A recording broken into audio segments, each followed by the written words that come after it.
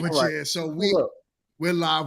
We are live. What's up, YouTube? What's up, going on, YouTube? Good YouTube? Everybody know how it is, man. Look, listen, back to what we were talking about. Look, man, I don't be throwing shade. I just be repeating what people say. I just say it in a way that makes so much sense that y'all be like, ooh, that's making me cringe. Why you gotta be like that? And See, it's I would pull the receipts, but I'm gonna put them back in my pocket for now. no, come I on, wish you had the receipts. please. Yeah, take it by timestamp. I am all for that. Exactly. All right, I'm At good. 3:43 on 412, chill. You stated that What did I say?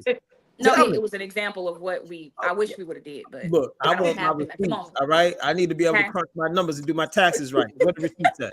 What taxes? Yeah, It's crazy, first of all. I mean, I'm just saying, man. Y'all said receipts. I'm just going on with the analogy. I like to crunch numbers and do my taxes right. So where the receipts at? Where the proof? Come on. Your taxes right. Yo, Damn hilarious. So check it. So we on. Here's the thing, right? I wanted to get into this topic. Now, I can say that this topic doesn't really relate to me, but listen, I'm out of the dating game. I've been out of the dating game for a hot minute now. 14 years with my wife. Congratulations to me. Yes. Actually, wow, hold up. Our anniversary is... Oh, you better get that You right. missed it, right? Man, you live. You better get this shit right. Right now, She's we're watching It's live. this week. Right. It's this week. Yo, that's crazy. All right. Mingo. Congrats. I got some shopping to do. He just But anyway, played, so yo, man, yo, honestly, I've been so tied up with this. It did slip my mind, man. I'm sorry, babe. I'm sorry. Yeah. babe. She's All right. All right. Tiffany. It's all right. You'll make it up big time. At least I remember now, right? It's better late than never, I right? think it's forgivable because you're productive. So, Because he's what? Productive. Right. This brother is very productive. Yeah, Some and things- then that was a very productive, but that was a very honest gesture. You know, caring about her feelings and apologizing. Yeah. Oh, Yes. man. Now we gotta do it the new way. Yes. Oh man. so this topic, I know a lot of people could relate to it, even though, like I said, I'm out the game, but we are, I think out of this panel, I'm like the professor. You're married? Not that I know of. I did go to Vegas once. Hey, you said I did go to Vegas once. Oh So my god. online dating, right? Hot topic. Oh yeah. Let's talk about it, right? So the online dating community has become more normalized than I guess cold approaching women, men approaching women on the street. Hey, what's going on? How you doing? And then we build a relationship from there. Now it's completely turned into I'm socially awkward now because I'm sitting at my computer all day long, on my phone all day long, that it turned into an online dating world pretty much. Do y'all think online dating is a healthy thing, or do you feel like it actually is doing more damage to our dating prospects than before? Who wants to go first? Because I got this. I don't know. I feel like I don't know, because I gave up on online dating a long time ago. None of my experiences were positive, in the sense that I feel like, I don't know, I feel like with online, people have like this persona or this image that they try to portray. Like they can, quite literally, they can tell you anything. And I've even experienced it to where, like, I feel like some guys have like a template. Like the thing that they say to like every girl, and sometimes I just read it and I'm like, what? Like it looks like a copy and paste. Like it's weird. I don't feel like it's healthy. Well, in my experience, I haven't had anything positive come from it. So I prefer to meet people the organic way. Like if I'm out wherever and I meet someone that way, because you can actually feel a person's energy and really kind of sort of see what they're about, as opposed to them just telling you whatever. You know what I mean? So that's my take on it. And I've even been catfish, but we ain't gonna talk about that. Oh yeah. Oh my God, I forgot all about catfishing. That's crazy. I forgot all about that part.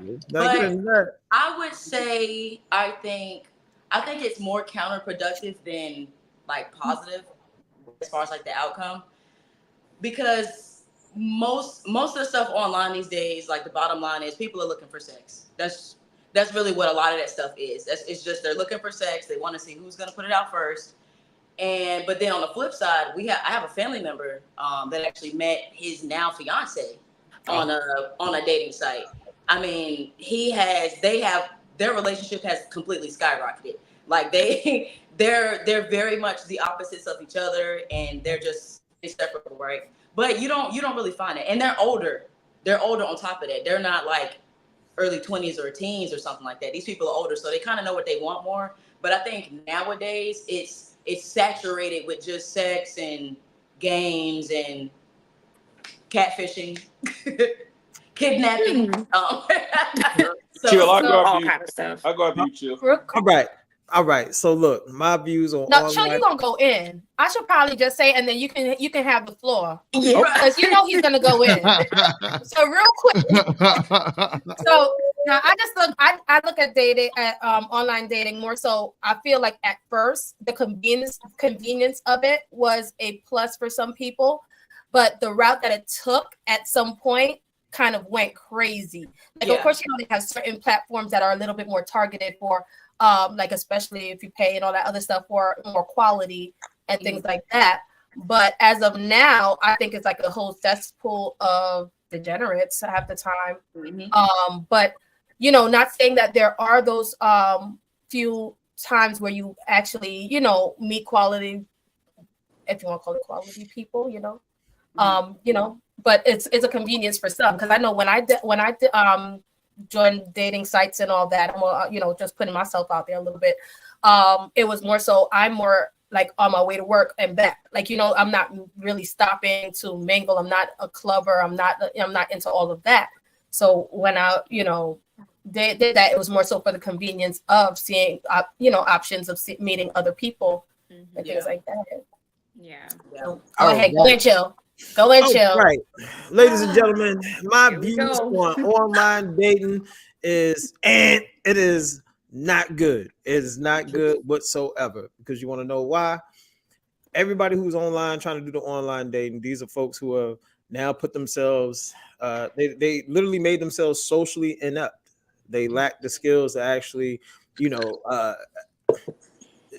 I guess, sift through who's quality versus who's not. It's a lot of dudes on there who pay attention to what the ladies say. So then they go ahead and put on that cloak and try to mask themselves into what it is that you want. And then, he could act it for 6 months, maybe a year, 2 years, whatever. It don't matter how long he pretends to be what it is that you want. That's years coming out your bank.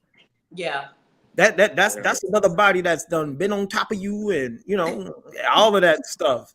And then the crazy thing is, you go back to that same place and find another one that's just like them, because they're all the same. Everybody on online dating is that big DVD bin in the middle of Walmart that don't nobody want. That's what it is. No, that's what online dating is. That's true. It's the scraps. I think online dating has damaged people's social skills for real. Like people don't know nothing about real human connection anymore. We're more interested in just things that are like superficial and stuff that actually don't even matter. Yeah, it's true. I will say, I actually have a differing opinion on online dating. Lay it on us. Come on. So this week I met two people who one met her husband, who's a surgeon, on online on Hinge. Another one who met her fiance on Hinge. In her last week here, she was a travel nurse. My ex I met on Hinge. She's a professor at Duke. I've met some very, very good people. Those relationships just didn't work. I think she could put a facade in a profile, that you could put a facade in person too. When I meet you in person, you could have that same facade for 6 months.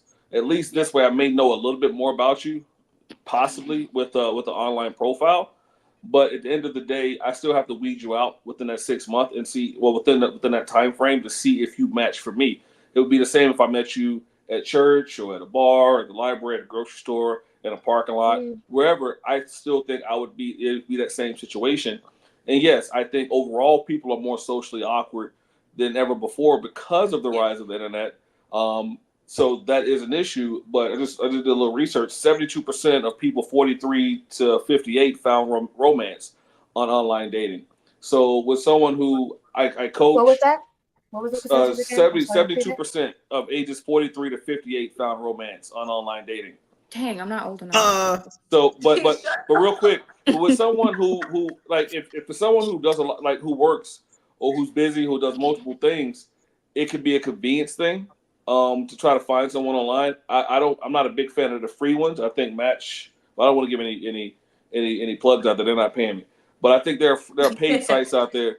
Now, if you want to, you can. But there's paid sites out there that I think you could find better matches or harmony. But I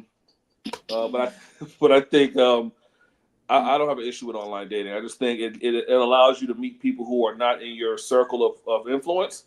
That may be someone that works for you.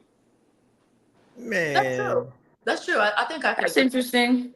Yeah, I mean, the family member that my sister's referring to, that gave me hope at one point because I didn't know that that's initially how they met till I was told, and I was like, ooh. And then I got back into it at that point, and now I'm off it. So the majority though, and majority didn't get me nowhere, child. I don't know who. Well, you definitely we talk about majority though, because like yes, there are those few successful cases, but then let's think about majority and what's like around, like the most sites, Right. Well, Jess, let me ask you this: how many successful relationships have you had? I was married. You were married. I was married, and right. Thank you, Chill. If I'm divorced now, so that was a successful. So I'm just saying, like I always say that everyone that's single had a failed relationship at some point. So no matter how you found them, it failed, right? Yeah. So why not open up a different lane? Say, okay, I may not put as much credence in online dating as I do in person.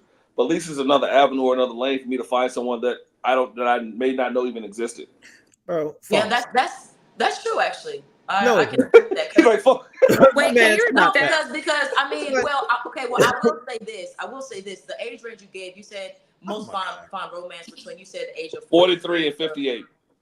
So that's also an example I was given is that our family member, they're around, not her, but they're like mid 30s, 40s. Right. And I believe that that's just a mindset of the generation that's for me that has their priorities in straight. But I would say when it comes to, because I think I'm a millennial, and then right after that is Gen Z. So when I don't think you're not a millennial. Oh no, I think you're not a millennial. I think I'm a millennial. My gen is a millennial. I think I caught like literally the tail end of it because right after me is Gen Z. But basically, like if you look at the people that's on it today, it's them, a bunch of younger people, and it's that I think that's going to be the new rise that'll take over completely at some point. But I think it's different when you consider age. But overall, you're right. I like what make it make sense. Just said. He said, "Damn, that's a hard truth. If it's over, it failed." Exactly. Yeah. It failed. Yeah, that's what it is. Now, look, let me get back to something because I know we like to skip past some of these nuggets that I done heard, man. Listen here. What's the definition of romance, everybody? What's the definition of romance? Where's the dictionary? I happen to have it right here. Look, okay. You don't say. A feeling of excitement and mystery associated with love. That means that shit is it's a feeling. It fades. So what if 75% of people found romance online? Everybody find that. Just like a dude gonna find some, excuse my language, some hoo-ha online, just like a chick can find some ding-dong online. It don't matter. That's a shit that's gonna fade. It ain't a long-term relationship. It ain't nothing that went turned into a marriage to where they stayed to the end. But you can have romance within a relationship or a marriage, and it may fade, but you have to continue to work towards anything. It's not gonna stay new. I back that too because you're missing the point. We got to define success, though, right? Wait, but just about the romance part. As far as the romance part, like that's something because Mingo, we always be talking about this, like when we get into the irreconcilable differences. The romance, you have to literally fight to keep that up in your relationship. because you do get, it's like you with them for so long, you do have to like literally set time apart to make that happen, because it's gonna keep you guys ignited in a certain level of love where you'll be inseparable. You know, sometimes when you live with someone and you're with them all the time, you can get tired of actually being with them. But when you guys create the atmosphere, it makes things a lot easier and funner the longer you're together. So, Yeah, so let me read the way I look at it, right? Oh, Yeah. sorry. Go ahead, Tim. Oh no, you're good. I was going to read the comment by Aaron Cloud. Says romance depends on the couple. Everything fades, and like everything takes work if you find it worth it. So if you find something that's worth it, work for it. Oh, I appreciate the comment. I appreciate everybody chiming in, but see, everybody trying to segue from the real meat and from the root of the problem. All right. All that shit is fun and dandy, but guess what? You ain't gonna find it online because these motherfuckers lack the characteristics traits to even do that. Not true. There may be. Well, hell, we ain't find it in person either. So hell, we ain't find it. You want to know why you ain't gonna find it in person? Because you ain't the dude who got what it takes to attract what it is you want, and vice versa. You ain't the woman that has what it takes to attract what it is you want. That's why you in that DVD bin in the middle of Walmart, sitting there with the rest of the people that you don't want. No, you in that. And some people still got DVD players, so for them it's successful. Exactly. So people need to understand where they at. Yes. Yes. You gotta find a person with a DVD player. That's all. See? Match. See, and this is See, what we trying to find Betamax and streamers. I need my DVD player, girl. You gotta take the note. Take note. So when I look at it is like this, right? We gotta look at probabilities and possibilities in this one. Right? The chances are, well, if you look at the rate of just even to say the Black community, right, where Black women are really not married as much. So to say what they're finding a success story is really, I'm gonna say it's not really a fact, right? I believe there's a bunch of dating going on. Are there marriages out of it? Families being built out of it? Now, I don't have the data on that, so I don't know if that is considered the successful rate. But yeah. I believe that marriage should be the end goal if you're dating, right? Because if you're not, then what are you really doing? You're just having sex, right? And you might as well just say you have a bunch of sexual partners and call it a day. If marriage is the end goal, then what is the success rate of a dating app? That's the question, right? How many people are actually meeting and making it work, other than just saying we've been dating for 5 years and then we're gonna break up? So just real quick, Mingo, 14%. Well, according to Pew Research, 10% of marriages came from online dating. So right, so that's not successful if you ask me. But here's the thing, though, it's a small percentage, right? But how many of that 10%, if they didn't online date, would have found their match? Because we know maybe they would. Yeah, we know 1 in 5 Black women will be married in their lifetime. 1 in 5. It was 1 in 4, went down to 1 in 5. Will be married in their lifetime. So are we not setting an expectation at front? And what I said a few weeks ago about who do we have betting as a female? Who do you have betting the men that you're dating? And as a male, who do you have betting the women that you're dating? And are you setting an expectation of marriage up front? And if you're not setting an expectation of marriage up front, then we are just dating for no reason. We are just having sex, and then we're mad that the pool is peed in, and no one's having that success in getting married. So the reason why ain't nobody having success in getting married is because right now, man, look, fellas are falling back from marriage, man. You got to see what's going on out here. Fellas have fallen all the way back from marriage because, truth be told, it's a bad investment, baby. It is. All right. So fellas understand. Look, don't think just because you got a bunch of dudes on platforms talking about dating and all this good stuff, like people ain't sizing up what the market is like.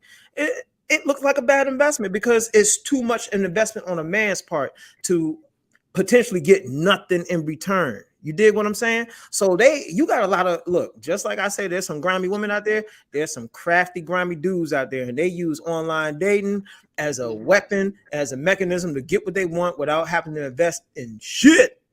Yeah, that's true. All right. But who's that fall on? Because it don't fall on the men. I'm not saying it fall on anybody, man. I'm not saying that. Look, let me tell y'all something. I'm gonna give y'all some advice. Listen here. Now I tell everybody this. Now is look, for online dating, I tell women, run away from that shit. Don't do it. And then to the fellas, I tell the fellas this. Find out your range, man. Find out your range, because look, men, we're attracted to a range of women. We don't have a specific type.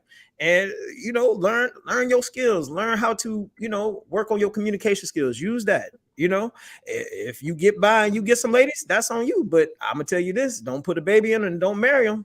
No. These ladies are crafty, just like your ass. Look, when I see, like you. Yo, we got another. Oh, were you about to say, Miko? Oh, my bad. Go ahead. No, what I see is like, yo, you have a lot of I think women are picking men for the wrong reasons. I feel like if women went to picking men like how they did in the past, we wouldn't have this issue.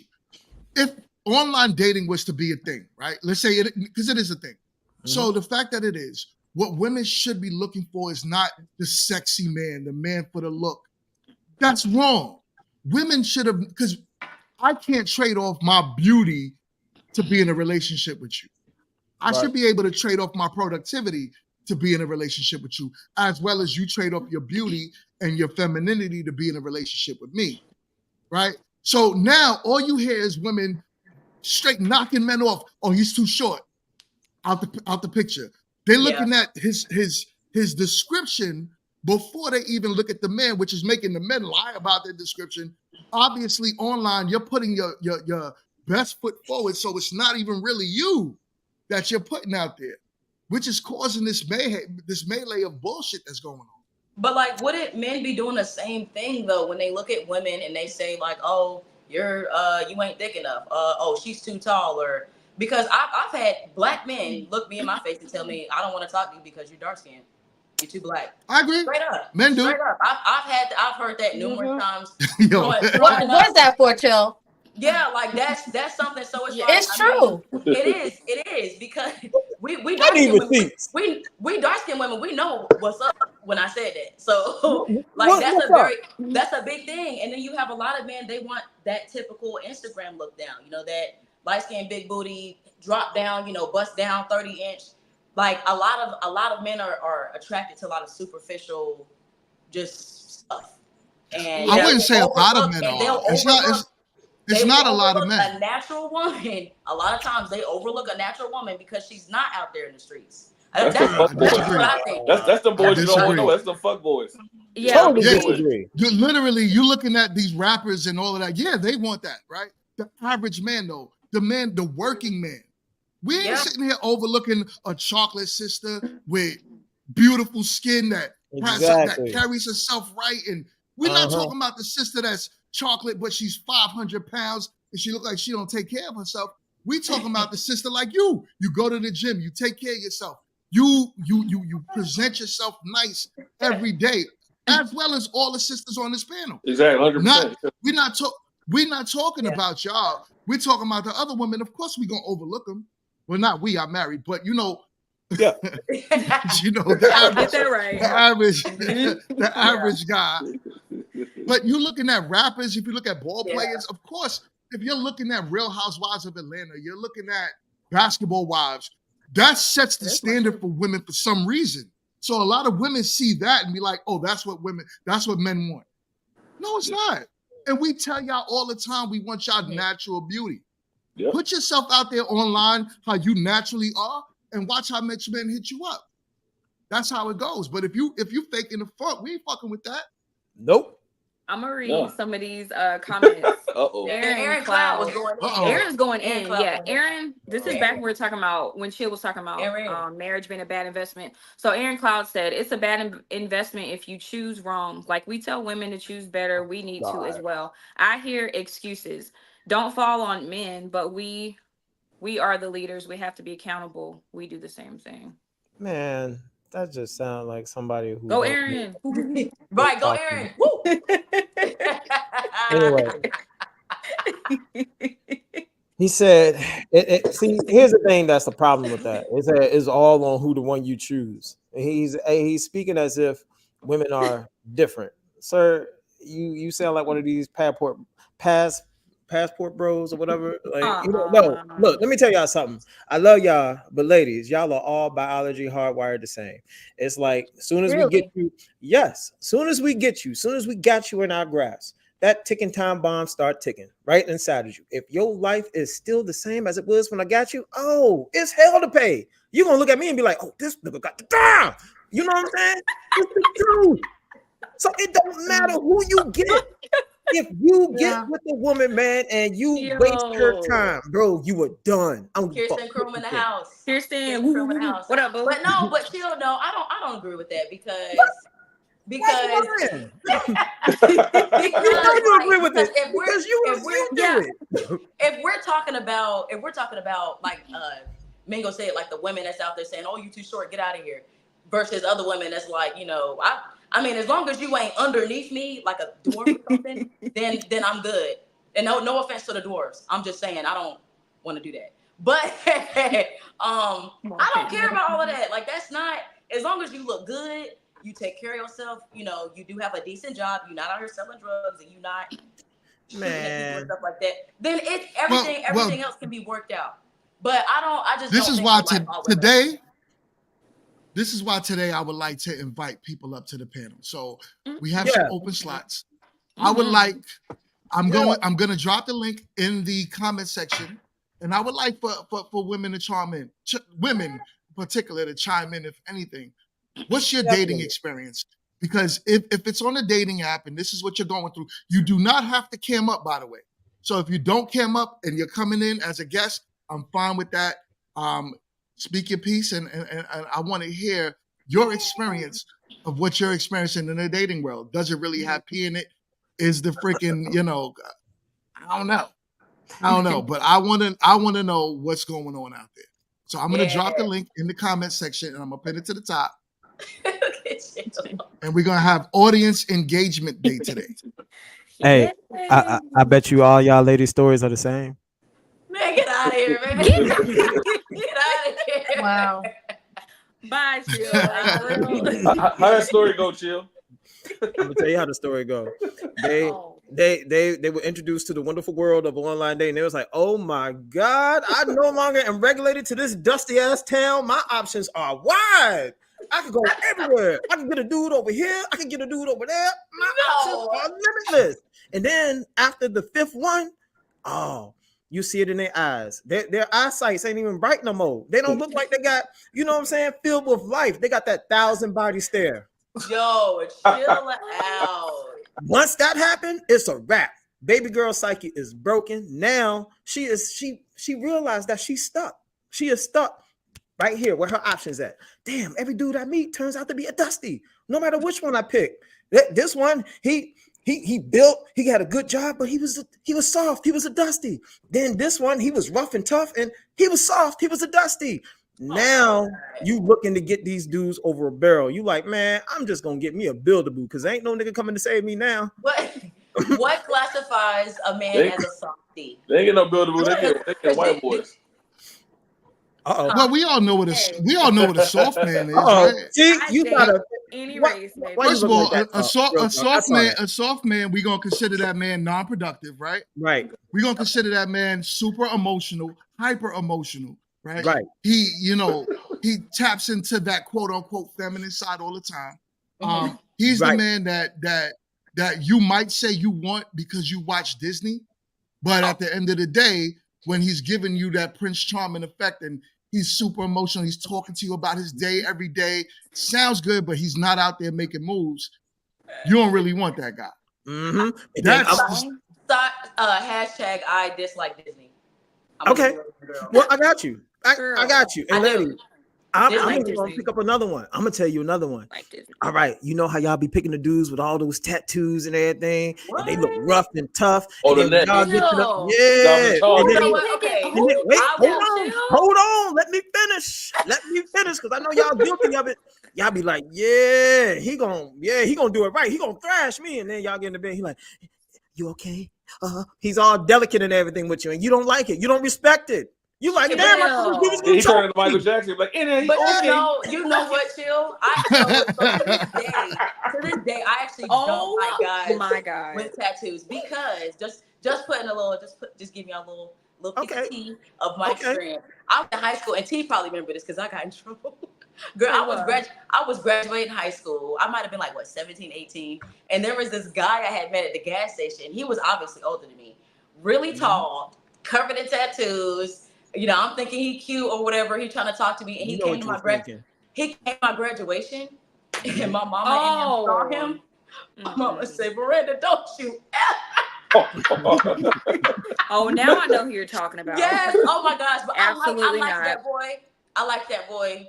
And obviously, you know, he ain't want nothing but tell the story. Tell it. Everybody knows the story. It ended up being like really bad. Like we were arguing and stuff. It was You couldn't change him. No, I had no idea what I was doing. Oh, literally. And we tried to tell you, but you, Yeah. Lauren Hill tried to tell him. Everybody tried to tell him. That thing. My mama was blanking, boy. Yeah, because we didn't know nothing about that dude. Like he was standing there, like he was standing off in the cut, and I was like looking at him trying to get over there. Mom was like, Miranda, who is this man?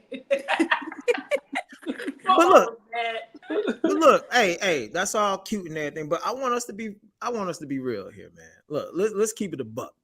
All right. Y'all ladies know online dating ain't good. You know it ain't good. You want to know why? You want to know why? Because if it was good, you would have had results by now. It's been out long enough. Been out for a long time. What's that swipe one? What's that swipe one where you do the left and the right? Tinder. That was the only one. And like you meet some weird people online for real too. Like I'm always been nervous about doing it because you could walk somewhere and then they try to throw you in a truck.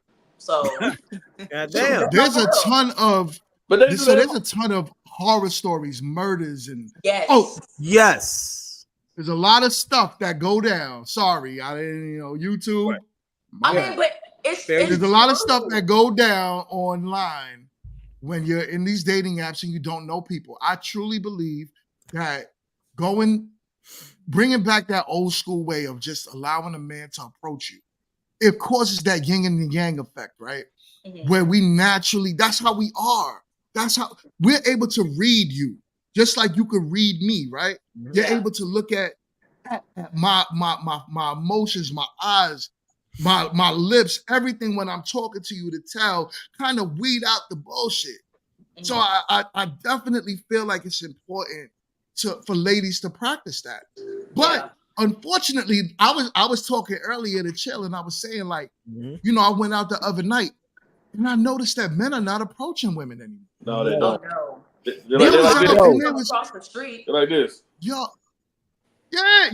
crazy. I was at the bar. Men sitting next to me, women over here. Men are not saying nothing to these women. Like what? Nope. What's really happening right now? And I think there's just something with the society, period, too, though. It's not even only on dating sites alone. Yeah. In person, too. Yeah. And this is not an excuse, but some of the guys that I've spoken to, like, we're scared when we call thirsty or dusty or this, that, and the other. So they don't approach women because they're afraid of how they're going to get that response from them. Because, and a lot of women go out with groups like, I just dressed up for myself. I'm not trying to meet anybody. I was just about to say that. I heard a lot of men, they're more cautious to approach a woman who's like with a big group of girls, as opposed to her being just by herself. Mm-hmm. Oh yeah, you can't do that. Yeah. So. I've done it in my day. Yeah. I've done it in my day because that was like a thing, right? Where you single out a girl. Mm-hmm. But when you do that, you'll get trashed for that because it's always gonna be that one hating chick in the group that's gonna look at you like, yo, why you not talking to me? Why you talking to her? And she always would be the one like, she don't want you. She ain't trying. She ain't checking for you. Yeah, how you know she ain't checking for me? I do hate that. I don't like that. Yeah. Very cock block. But it's like, let me, do what I need to do. Like, step back. Yeah, but right. But they hating. That's the hate. No, Kirsten had a good question, right? Do y'all agree with the dropping the napkin? What's that? Y'all know what that is? Is that? I know. So basically, what is that? Hold on, Kirsten. I'm gonna ask you. You could come on. You could come on today. You don't have to go on camera. You could ask the question and you could explain it to the panel. So that way you could. But what I know, what I believe she's talking about, what I believe she's talking about is she's talking about the dropping the napkin, like where a woman would go, drop the napkin or drop something and basically make a man, hey, I got that for you. And it almost sparks the conversation.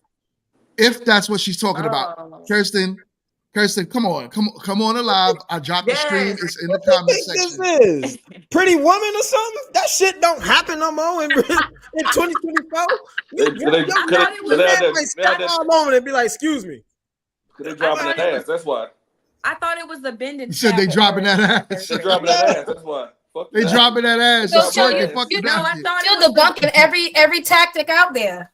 Yeah. So what tactic you got, Chill? You know, let me tell you what tactic I got. First things first, get your ass off an online date. Don't do it. It is only there to it's like a game of Pac-Man. Them dudes are only there to eat up whatever years you got left. Let's just be honest. A lot of people that's on there ain't got many left, so they're just shooting the barrel right now. They hoping for a dream. It is what it is. I hope you come on. Look, get off of that, and then first get yourself in finishing school or charm school. Do something that's going to elevate you as an individual. Learn things that executive men look for. All right, y'all looking for dudes that can come in and change your life. Well, goddamn, baby, you need to be moving like a chick who deserve that shit. If you out here doing dusty business, you gonna get dusty dudes. That's just what it is. She's trying to get on. Oh, she said she's trying to get on and it's asking her to download the app. Oh, I was getting ready to say. She don't have to, because she could just click the link. She shouldn't have to download the app for it. Y'all don't have the app for it, right? For sure. I have it. Yeah, you just. I just went straight to the link. Went straight to the link. I don't even have the app. I just go straight to the website. Yeah, I have the app. It's pretty decent. Yeah. Okay. So look, back to my advice. Yeah, sorry. Yeah, no, you good. Get y'all asses into charm school and the finishing school. Y'all ladies already took that. Now what?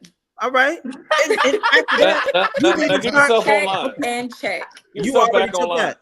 I'm off online, and now I've done charm school. Now what? Okay, all right. Make sure that your body is looking right where it needs to be. Don't be going out. Oh yeah. Don't be going out there thinking, "Oh, he gonna take me as is." This ain't no used car lot. No. Well, let me just go off by you ain't Mary J. Blige. Let me just say, first off, I do look good. Okay, I'm not saying you don't. No, I'm not saying. Let me say what I gotta say. All right, hurry up. Come on. Like I said, I look good, but I'm always about health too. So it's not really about how much you weigh. Like, no, I just know what I aspire, you know? So yeah, for health reasons, yeah. I mean, I said I was gonna get back in the gym anyway, so yeah. Okay, so number 4. Right. So look, first of all, and words mean things. Yes, the number, the weight, when you step on the scale, that matters and that means something. All right. Don't say that weight don't mean anything. Yeah, no. Hey, I'm saying that in the sense of I don't focus on the number. I focus on how I look and how I feel. Well, men do. So I don't care, child. See, and that's the problem. You're gonna disconnect. Look, no. That's it right there. So right. Huh? What? So I would, to get a man, right? Because I get it, a lot of women picked up that, oh, well, it doesn't really matter what a man thinks. But at the same time, they desire to be with the man that they want, right? Not any man, but with the man that you want. The question is, what does that man want, right? So if you're saying you might not want a millionaire, you might just want the average dude that's going to go 50-50 with you. That dude is going to have expectations out of you. So it matters, just as me, right? If I was non-productive and I wasn't doing much, how can I expect to attract the woman that I want? So yes, I agree. Do things for your health, do things for that purpose, but it should also be the realistic thought of it is for a man as well, and it should be if you want to be married. If you don't want to be married, then do it all for you. Yeah, because this is when people don't get the results because they're like, when people don't get the results that they want out of relationships, it always falls into I don't do it for that other person or the opposite sex. We all should though if we want to be with each other. Mm-hmm. I don't do this. I'm not sitting here being super productive for myself. I'm doing it to provide for my wife and my children. right? If it was just me and all I cared about was just me, I'll be sitting my ass in the house playing video games all day. I wouldn't even have bought a house. I'll be sitting here in an apartment somewhere chilling. But I do things because my desire is to be the best man that I could be for my wife. Yeah. And I just say too, like sometimes we have to look at what worked in the past as well. My parents are still together, and it's so funny that when my dad says, "Oh, I like that a certain color," my mom will sometimes wear that color, and wear it with pride and parade around, and he'll tell her how beautiful she looks and all that other stuff, and that is something that she got pride from. So it shouldn't be an issue where we're not trying to please who we're trying to be with or who we're with. Like, I don't understand why this generation is running from that so much. Oh, yeah, I understand that. I mean, if I was in a relationship, that would be the case, but I'm single, so that's what I'm saying. But you gotta get there though. So the man has to find you. They have to be You attracted finds to a you. wife finds a good thing. Look at that. Look at that look. So Look you at gotta that be a look. wife I before saw you. that look. I More know. get rid of that look. I saw that look. You was like, Nah. I mean, I'm good. I'm all I cool. march to the beat of my You own take it drum. as is, and that's just what it's gonna be. Nah. Yeah, I march to the beat of my own drum. I don't really yeah. And look, and I tell ladies, be comfortable in that because look, there are and I am. laws That's to what this I'm saying. thing. I hear what people gotta say, but at the end of the day, I just I hear you. Let me I don't wanna finish. do it. Let me finish. So look, check this out, man. There are laws to these things, man. And I think people understand that based on decisions, choices, mistakes, or whatever that have made your path is already chosen. So I tell people, kudos. If you don't want to change anything about yourself, do what you feel is going to work for you. Because, like I said, I ain't saying anybody in here, but look, Walmart always got that bin in the middle of the store with those DVDs in it, man, and they're always add more to it. So I don't think people. I mean, I don't think people are single because nobody wants you. Because again, because thing. Because going back to the family member we got. I mean, he's what 43, no kids, chilling by himself, and you would think if you see him and he's nice looking, he makes decent money, he not in the streets, so he's almost like you would say the total package. But you would look at him, well, why he ain't married? And then it's the same thing, vice versa, to now his fiance, that he is now supporting her family. He's taking care of them, but on the outside looking in, somebody on the street will look at her and say, "Oh well, she got kids. Why she ain't married and this and that." Sometimes you can't really put the certain stipulations on people because you really don't know the circumstances. Because they have a very unique situation that most men will be like, "Oh hell no, I'm not doing that." But this man is supporting her and her family. They will be getting married this year. They're planning for it right now, and we will be on that trip by the end of this year. And she will have a ring. Yeah. So you know what I'm saying? It usually falls into what that person wants, right? So if the person that they want them. So no one on this panel is single by choice. Everybody, yes, you have somebody that wants you. That's how it goes. Mm-hmm. But to say single by choice, did you find them in that you want? If you're Prince and Charming, that guy that you look at like he has everything about him that you would want in a man, has he approached you yet? See, I define that's single. The question. And does he want you? I define single by choice. I don't define it that way. When people say you're not single by choice or whatever, that's almost like implying that, oh yeah, nobody wants you. Nah. That's how I define it. So yeah, I say I'm single by choice, not because there's plenty dudes I could be with. I don't want them. And it's been like right. That's exactly what I'm saying. You don't want them. Heck no. So that's the thing. You don't want them. So that's why the guy that you want, that's the thing. Has he approached you? You don't want those guys. That's why you're single. But we can also use it in the same token as people are single by choice because of what they've been through.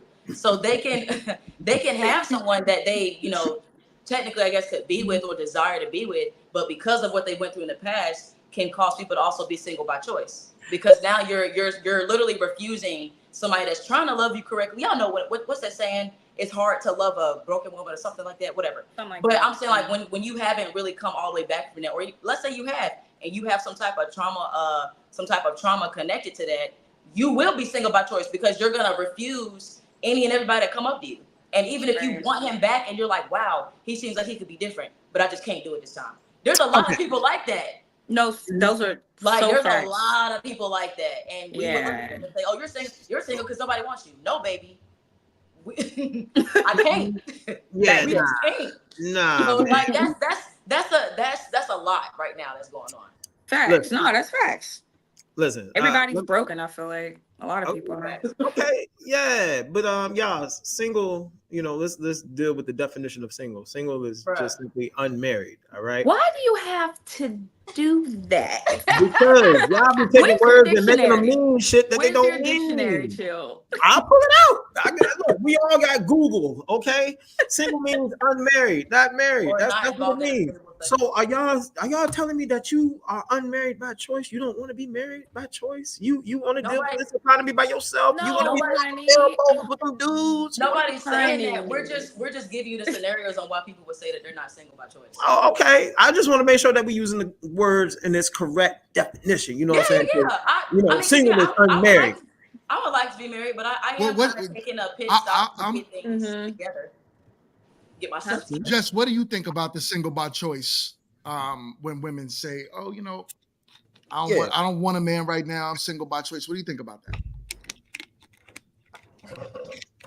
Jess? So here's the thing. I think a lot of times, a lot of women who are kind of unhappy with their singleness kind of jump on that theme, on that title, unfortunately. And I think that single by choice, yes, it may be by external reasons why, but all they come down to it, you're single. That's just what it is. And, you know, as much as you may want someone, because there will be people who even quote single by choice and they will want someone in their life.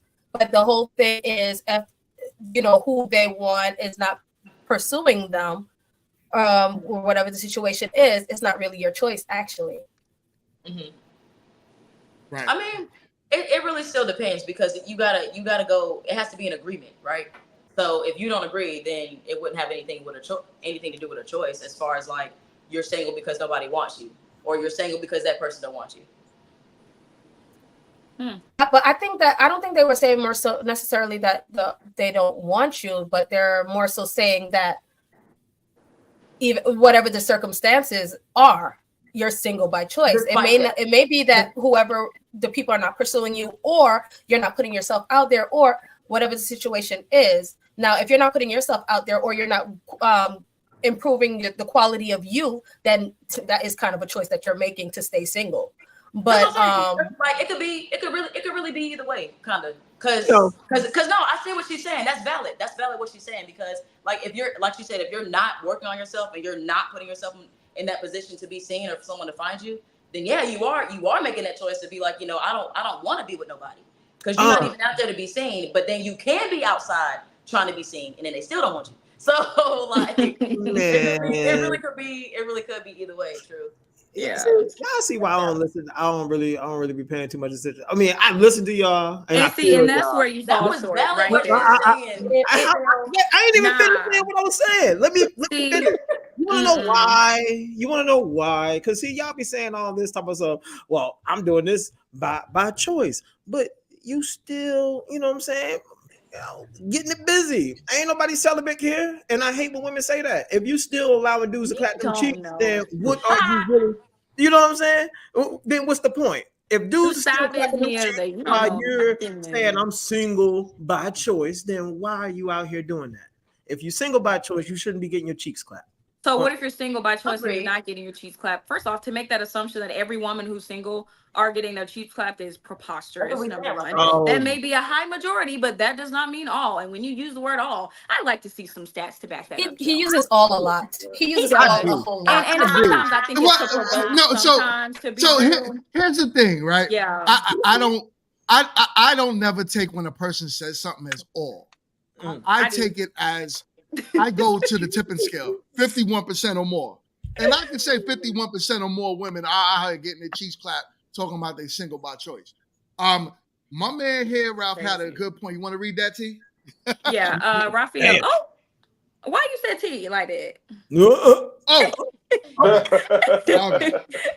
Nah, Raphael said, is it single by choice or is it single because the person you want doesn't want you back? Baby, it's by choice. Okay. Okay. It's by choice. All right. Not saying that that's the situation for everyone, but everybody, both have green nails. Let's go with that. Let's go with that. Let's turn that into the basis of this talking point. If you're single by choice, then you are admitting to the fact that yes, you want to deal with this brutal ass economy by yourself. That yes, you want to sit up there and pay all these bills. That yes, you want to take care of that car. By yourself. Yes, you want to all of that by yourself. If that's what you said, then baby, I ain't gonna argue with you. You go ahead and huff it along, baby. More power to you. But it's not saying like, oh, I don't want no man and I can do all this by myself. But shouldn't a woman be able to do that though until she should finds a partner? Because, and I gotta talk to a good friend of mine so we can have this discussion again. Because I have a homeboy from this job I used to work at. And he makes really good money. And his point of view is always that whatever you come to me and request, you need to be able to hold that down and do it for yourself as well. And like I used to kind of feel some stuff when he would say that, because I'm like, dang, like why you think like he my boy, but I'm like, it was just like his way of thinking in that manner. I was like, dang. But like just going back to that, I think women should be able to do that until you find them. Because what else are you gonna do? Be in a homeless shelter or something like that? Until you find somebody? You're gonna be struggling. No, you need to learn how to budget. You need to learn how to save, and you need to learn how to pay your bills and be at least self-sufficient. Now, when you running around with a banner saying I don't need nobody and independent and y'all ain't nobody, then that's where we get into where it's problematic. But you should be able to, like me, I'm young. I have a really nice place here, really nice too, for real. Everybody come here, they be like, ah. But I pay my car note, with a car note, and then the debt or whatever you got on all of that stuff. I pay all of that, everything. My ends, I make ends meet. I go out all the time, take myself out, and basically I don't live paycheck to paycheck. Basically. Yeah, that sounds wonderful, everybody. That sounds lovely. But guess what?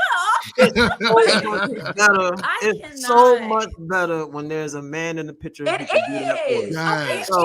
All that y'all talking is you are absolutely we're not saying like my sister said, single by choice is not stating I don't ever want a man. No, honey, this is what it is for right now. Yes, in the future, of course. Yeah, I wouldn't mind getting married, all of that stuff. But until I meet him, honey, I'm going to continue to handle my own. Like, I don't need anyone to. So why not use another term then? Because to me, that implies that you prefer singleness rather than, I'm, assessing what's there and blah, blah, blah. You know what I mean? Yeah. When you say single by choice, that's like saying, okay, I'm welcoming that singleness upon myself. Being single.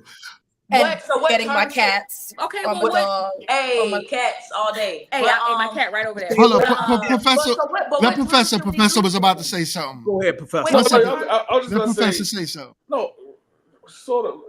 There's an expiration date. You can be single by choice for a certain amount of time if you want certain things. If you want kids and you're a woman, there's an expiration date, like milk. So at the end of the day, how long can you be single? And again, we're not meant to do this by ourselves. If you believe the Bible, God looked at Adam and said it's not good for him to be alone. So he gave him a helpmeet, a woman. So at the end of the day, okay, so while you're single, you're doing the work, you're getting yourself together. But if you want that family, you want that relationship, you want that marriage, how long can you choose to be single by choice? There is an expiration date. And at the end of the day, if you've done the work, and let me say this, is if the man you wanted came to you and said, I want to be with you, I want to marry you, are you going to say, no, I'm good, I'm single by choice? Wait, what? No. If the man you wanted came to you and said, you're the one I want to marry you, I want to be with you, you'll say, no, I'm good, I'm working on myself, I'm single by choice right now. Dude, we're not saying that's not what we're saying, right? Though. Yeah, we're not saying. Obviously, that's not going to be my response. And if you want to consider, if you want to consider expiration date as far as now, we're talking about having kids and stuff. Now that's something that's definitely debatable, and y'all would have to work that out, whatever y'all decide. But it still wouldn't be the end of the day. It wouldn't be the end of the world if you didn't have kids and you still found someone later on in life. Because that does happen. But what does a man want? What does a man value? What is the one thing a man values when it comes to why they get married? Of course, to pass on his generation and his city. They care about legacy. So if you wait till you're 50 years old, it's like, I'm good and I want to find that person. I can't procreate with you. I can't get that legacy that I want. So now, well, but that will go back to finding people in your bracket. Exactly. That's what that will go back to. Because some people want kids, some people don't. Men and women. Yeah, like it would. Some people. Yeah, like you would end up just finding your match somewhere else because whatever you want is what you want, and if you don't want that, you go out. But I'm not. But I don't hear men saying I'm single by choice. It's mostly women saying that I'm single by choice, or I'm working on myself, or I'm doing this. But again, that's an expiration date, and I'm just speaking in generalities. It's if you want if as a female you want kids, if you want kids, expiration date. If you just want to be married at some point, then that's fine. Do what you need to do. But if kids is something you want, there is an expiration date. And as a man, a 42, 43, 45-year-old woman, okay, I can't date you now because you can't give me what I need. That's legacy. And at the end of the day, if we're not willing as women to get on the man's page and get to where he needs to get as far as providing him that legacy, then you can't get mad that he goes with someone a little younger, someone not of the culture. Someone not of the culture. Like if he goes and dates a white woman, or he goes and dates a 20-something-year-old woman, you can't get mad at, I wanted that guy, but now I'm ready for him and he doesn't want me. Well, he waited for you for 4 years, and now he's ready, and you're ready, and he's moved on. Mm-hmm. I think that would be like a very. That's not a scenario. This is just more so. How long are we gonna say? How long does that work need to be done to be single by choice? If as a female you want the kids, if you want children. Right. I think that's a factor, that the reality that you have to factor in, honestly. And I feel that a lot of women are not really factoring that in when they're talking about this single by choice thing. Like, because now when you get into it, now you have to look for that man that does not want children, that does not and it kind of even narrows your search in a sense. I mean, it narrows your options, I would say, in a sense. And then it kind of messes with that whole dating thing too. So you got to be realistic. If you're saying that you're single by choice and you're, trying to wait or whatever the situation is, now that is like, okay, now you're planning to wait. Now I have to factor in, if I wait too long, then I will not be able to provide a child or legacy for most men that may want their legacy carried on. Those are things that you have to factor in when you make those choices then. Correct. I'm gonna play a quick video. That is true. You do have to consider in, the logical fact of, that's what I was saying with Professor, that is true. As far as kids and stuff go, there is an expiration date when it comes to that. And I mean, you really just gotta, it's a hard gamble. It's really a hard gamble for each individual, like whatever you decide to do. Yeah. I'm gonna play a quick video real quick. Hold on. Okay. Yeah, he gonna play. Hey, ladies, before you play that video real quick, the expiration date is 30. No, it ain't. Get off of here. It's really not. Bye. Go back to online dating. I mean, that's what they do once they hit 30. It ain't, y'all. It's not playing. Hold up. Why did I like it? It's not playing. Continuing with my series on choosing motherhood, we are going to. That's not what I wanted to play. But hold on, Fellas, here we go. I don't know if you are intentionally or subconsciously being confused by what we mean when we say we would rather stay single, but it's not because we don't want a relationship. It's not because we don't want companionship, partnership. The problem is, why would we get into a relationship specifically with a man when it does not improve the conditions of our lives, or at the very least maintain the status of life that I currently provide to myself? Why? So if I'm financially stable, emotionally stable, if I go to therapy, if I have taken the time to build a genuine connection with people around me, a community, why would I want a relationship with a man who has not even taken steps to improve his own life, but want to be in a relationship with me? Why? So, right. What's up? Well, shit. So low key, I get what she's saying though. You know what I'm saying? Yeah. And that's that power dynamic she's saying. She does not want to be with a man that is not financially sound, right? Mhm. So she feels like she's here, he needs to be here as well. That's hypergamy, right? Yeah. Like no woman's trying to build a man at all. You know, we got to come in the door productive. Mhm. And everything else she said, she had a point. So is that the reason why a lot of women are choosing not to date and vet those men in their circle because they don't feel like their options are very good? Like the people that they know they're not like where they need to be financially is what you mean? Right. I wanted to ask that sister. I mean, we could get back to that, but I wanted to ask her. She was saying, you know, why would she want to, you know, date a guy like that? Well, why the fuck are you attracting dudes like that, baby? What It's Cat? a What you you? problem at the end of the day. What Cat I Williams mean, said? but Not I mean really. that can be. Yes. I can see Okay, where what you say? you can attract what's on the inside of you. If it's I can see where a that matters. consistent thing, yeah. Yeah, I can If see you where keep that it, matters. But she was a very beautiful woman in my opinion. Yes. So when you're of a certain beauty, I don't want to say standard because I don't want to sound like I'm whatever. But when you're at a certain level of beauty and quality, you attract everything across the board. Period. Women, men, dusties, whatever. You attract everything across the board, and sometimes it can be hard in your discernment to actually pick correctly. And that's where you have the downfall of a lot of women that we can say, oh, well, that's your fault, that's this and that. But you also have to consider, you know, people, they're all gonna try it. Men know when a woman is out of their league. They know if they don't got their stuff together, they still gonna try. So Yeah. so for her, so that's, I wouldn't say it's specifically, oh, well, why are you attracting that? She's beautiful. They all want to talk to her. Yeah, whether they got it together or not. Yeah, they all want a piece of the pie. They just want to see if they can slide. See, I'm gonna say this, man. So, there are a group of women who don't have this issue. There are a group of women who don't attract dusties. You want to know why? Because the men that they do attract make all those dusties look like hazards. See, you need to understand where you at in the dating game, and a lot of people don't understand where they at. You might be in the Walmart aisle and you just don't even know it. All right, but the other women are shopping at Whole Foods. And then another thing too. Sorry. Another thing too is you think about what you just said. More real talk. With, of course, these women attract. You know, they have men coming to them. Attraction is not that though. Attraction is what you allow to come to you, right? Mm-hmm. So it's very simple as you being a magnet, the opposite end, and you allow it to be attracted to you. So yes, anyone could try to talk to you, but if you're accepting bad behavior or a certain type of man over and over and over again, then it is you. Yep. You know what I'm saying? It's not the opposite person. What do you think about Jay's comment though? JB, you want to read that too? Yeah, he said most women have the same taste in men.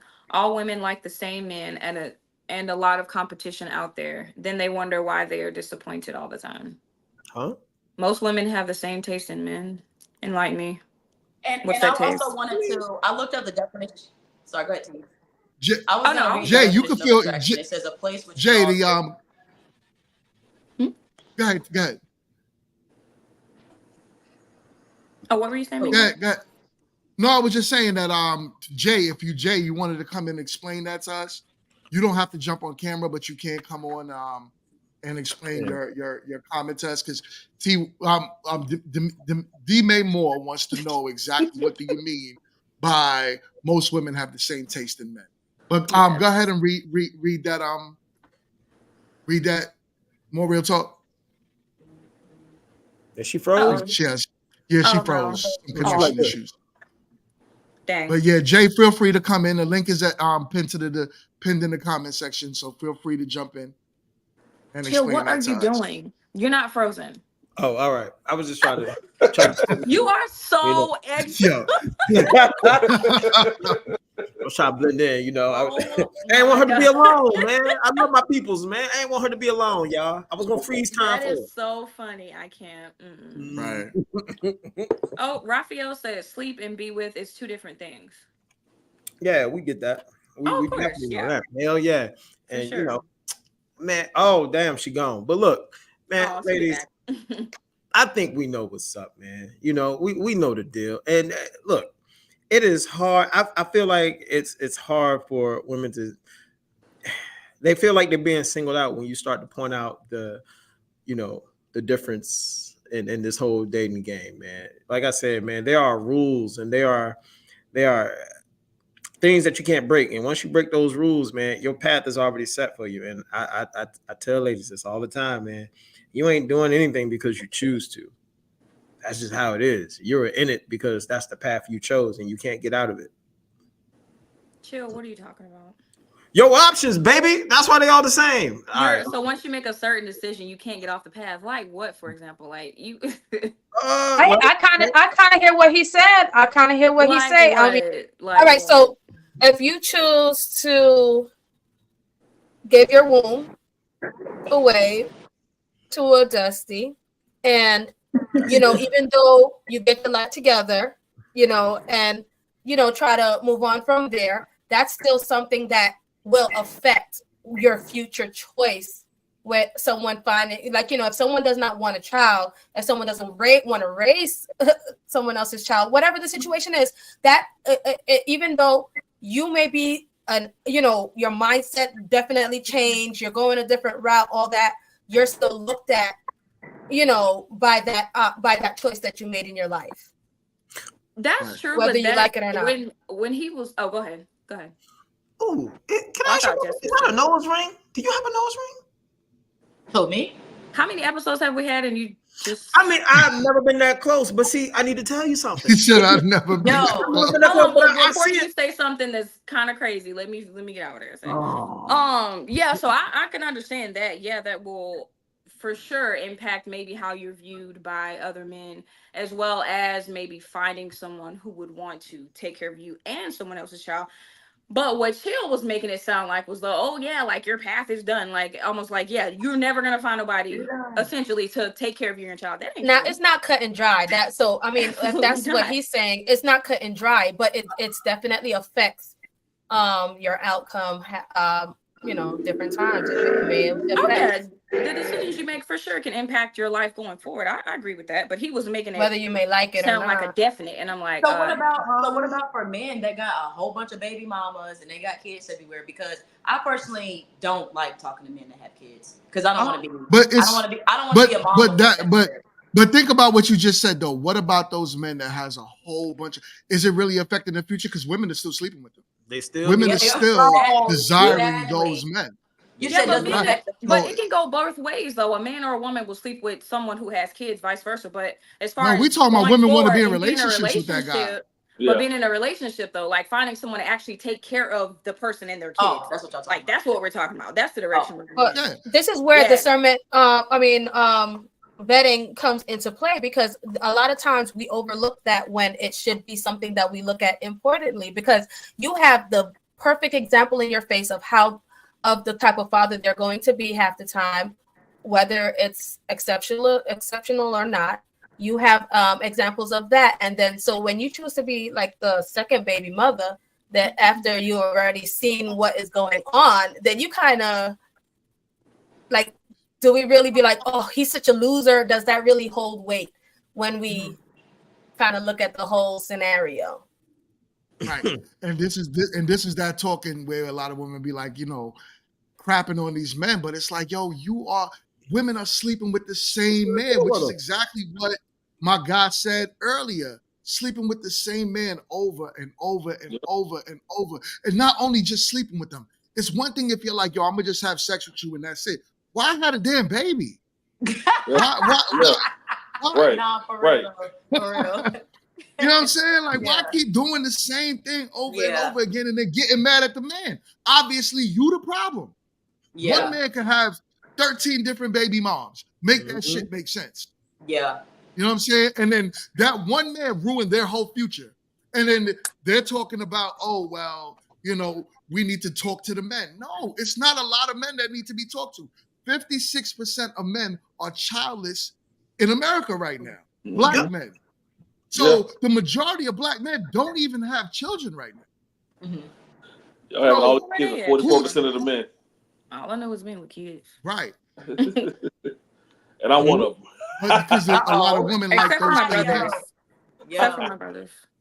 But then again, there is no prize for being a stepfather either. Right? So I've dated women with kids. And there's no prize for that. because at the end of the day, it's more of a liability than it is a positivity. Because at the end of the day, if I was talking about this the other day, if I buy gifts for your kid and we break up, you can put me on child support. So how does that affect? How is that a positive for me when I got to pay child support for somebody else's kid? Yeah.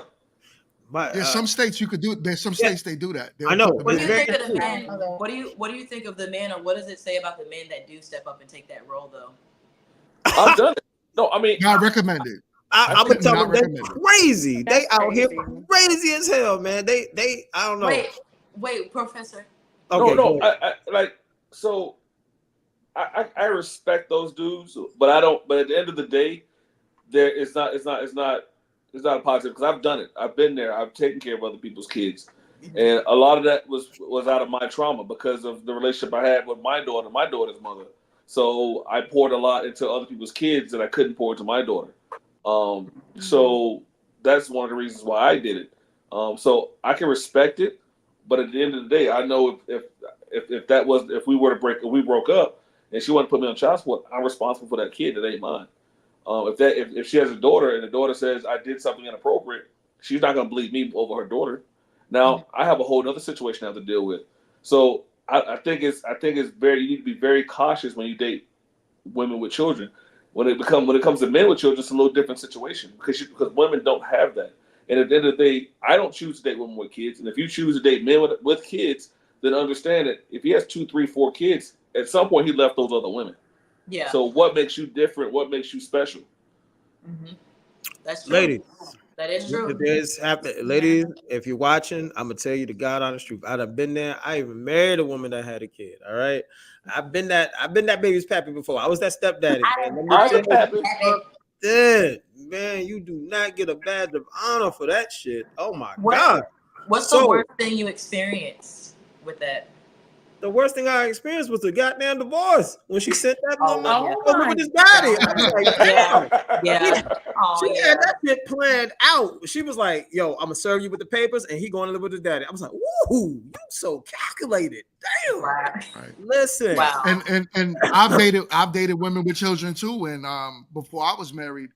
And what happened, first of all, when I left, I couldn't even see those kids no more. So the bond that I grew with them, it didn't even matter. It was just like, all of that for what? And here's a good question. D-May, you want to read that? Yeah. Raphael Calls says, question, ladies, if you have a son, would you advise him to date a woman with kids? You know they would say no. I mean, I wouldn't advise him to do that, but at the end of the day, if that's the decision he made, that's the decision he makes. Yeah, that's what I would say. So I'm gonna play devil's advocate. If you raise your son to be an upstanding man, he's making 6 figures a year, he has the pick of the litter, you're gonna say, okay, go ahead and pick that girl with the kids, or you're gonna say pick that same girl with no kids.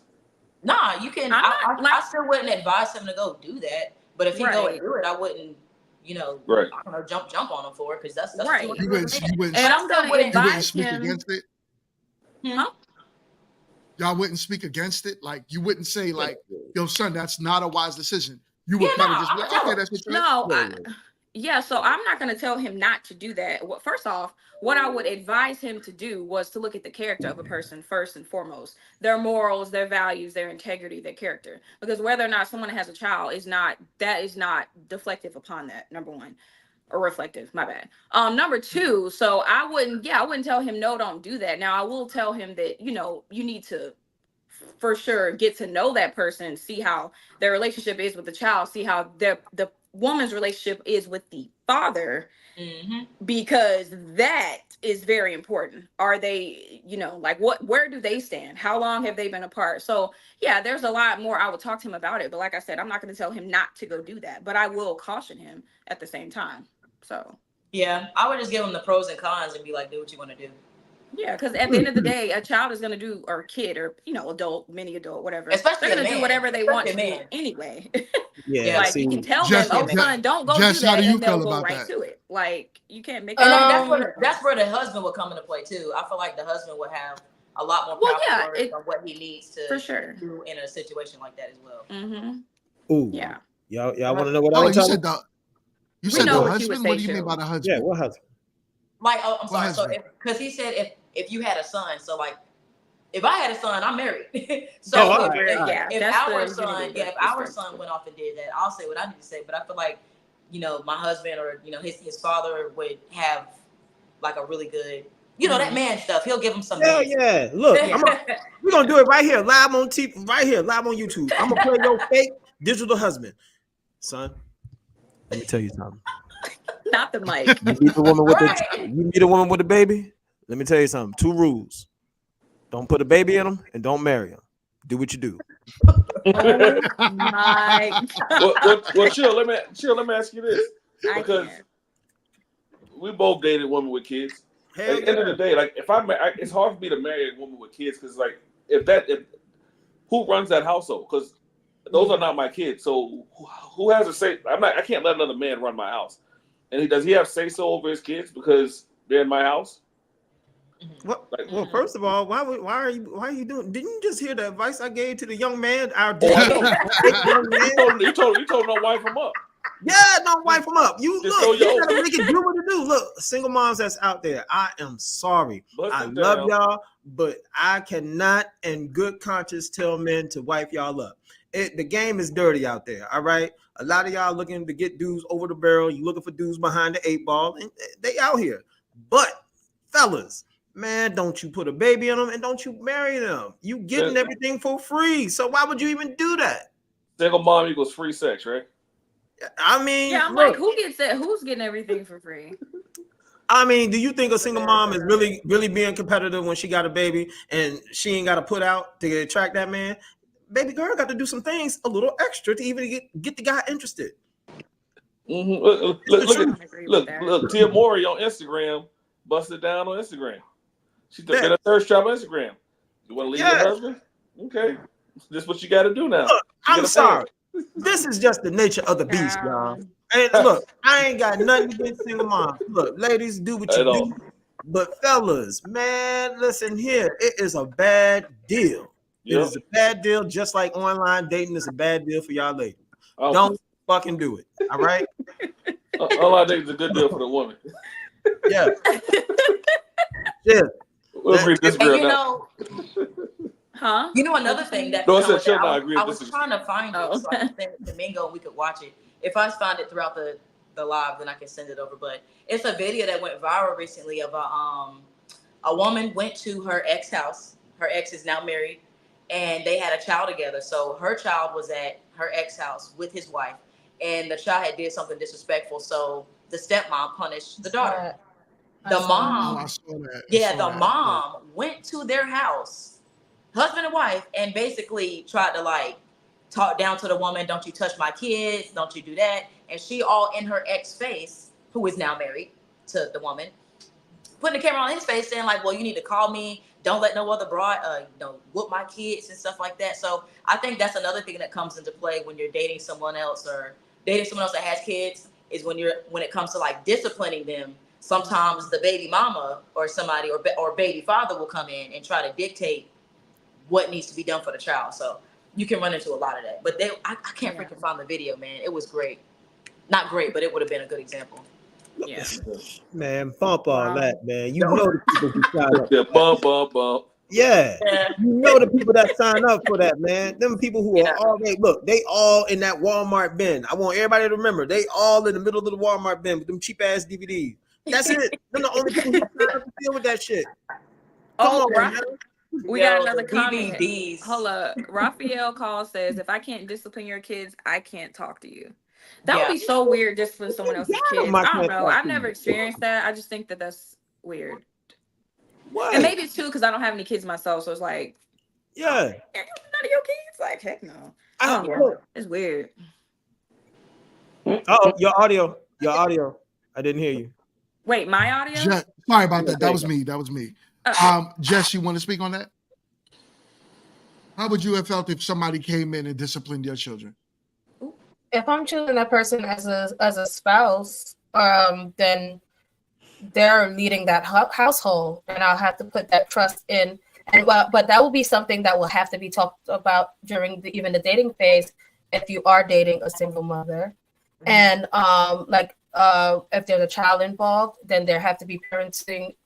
You have to find out what their parental styles are, and see if it agrees with moving forward. How would the men feel about that if another man disciplined your kids? Like if you were in that situation? I ain't having it. Yeah, I'm not having no man putting his hand on my kid. No, that's why. It's not happening. What if they was being disrespectful though, and they needed like a little pat? Like how would you even want that situation? Send them to me. Send them to me. You would want them to call you and not. Yeah, and I'll be there in 10 minutes. I don't care where I'm at. I'll be in LA. What if I'll be in Charlotte in 10 minutes. What if you I'll be there in 10 minutes. I'll be there in 10 minutes. That's my kid. That shit don't matter. Don't put your damn hand on my kid. And there it is. There it is. This is why it's not. It's just not a look. I know there's people out there, that do it and they try to make it work or they make it work, but it's just not a good thing, man. You know what I'm saying? Kids, and they need to be with their biological father, man. I don't care. Look, go find that Dusty you had that kid with, man, and try to patch things up. Don't be bringing that shit to somebody else because that's a whole headache, man. That's just man, it's risky business. But you see, that's what makes it so difficult of just creating like a single mama culture, right? Because the women want to date, you want to be with other men. That man might want to discipline your kids, but then you'll have somebody like my guy saying, "Yo, if I can't discipline your kids, we're not talking," right? So how do you even date? Because that man wants to discipline your kids if he's disrespectful, but the father's like, "Yo, if you touch my kids, I'm fucking all y'all up." So it's gonna be for furniture moving in this motherfucker. I'm trying. Yeah, you know what I'm saying? We'll bust your head to the white meat in this motherfucker. Shit. Which is why, like, Bernie Mac. Yo, creating this single mama culture is something that is like, bigging it up in a way of like, oh, I could just have kids and it's okay. I'm not happy with the father. I'm gonna just move on and start dating. Now you're out there dating and men are looking at you crazy like, yo, you made bad choices. Here you are with this kid that's bad as fuck. No one could, so it's like, it creates this whole crazy, world for a mother. Yeah. So that's why my thing is stop, just have sex. Have all the sex in the world. Have fun.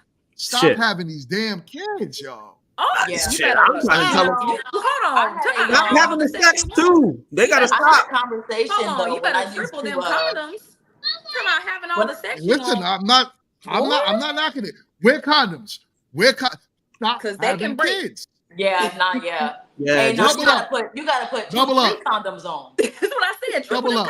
Whatever it takes, but do not have these kids because if it's not your husband, you put yourself in a very bad situation. Even the courts, the laws in America leans more towards the women. So if your husband left and he decided to go off with another woman, you still have more rights to make sure that you and your child is protected. But if it's just your baby daddy and it's just some dude you slept with, there's no rights. You can put him on the child support if you can find a nigga. That's it. Yeah, right. Yeah, that's crazy. And now you don't put yourself in this. What is that? You gotta edit like this. Baby, what's that? That's what you gotta deal with. Yeah. That's what I'm saying. Why would you, as a guy, but see, I'm not even gonna ask why, because I get it.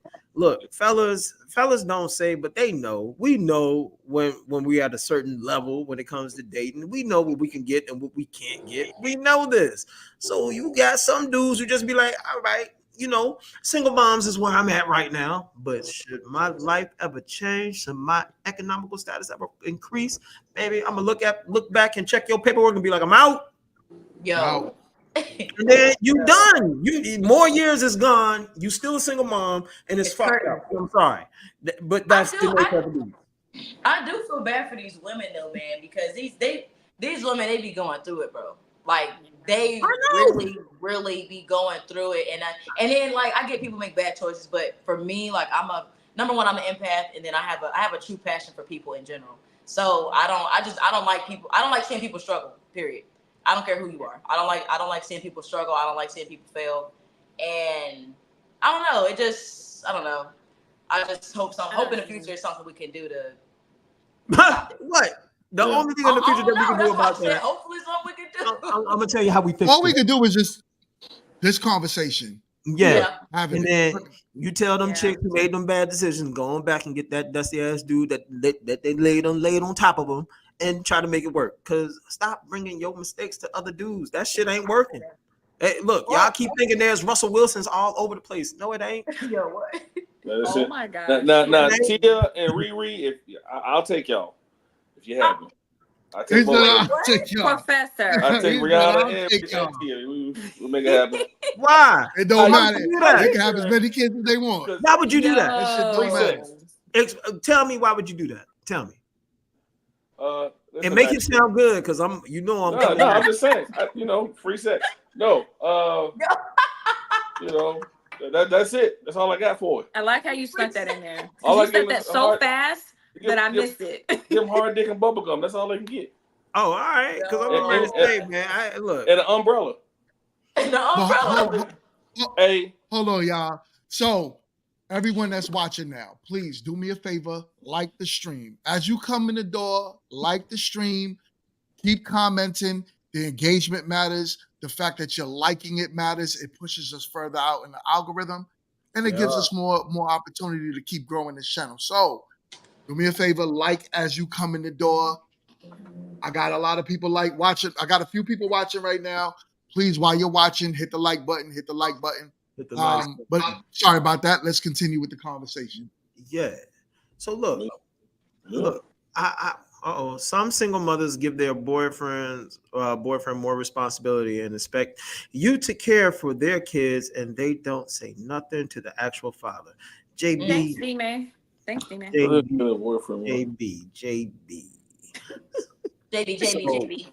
JB, my man. So look, I'm gonna put that back up there. Yeah, put that back up there. Yeah. I want to break that down, man.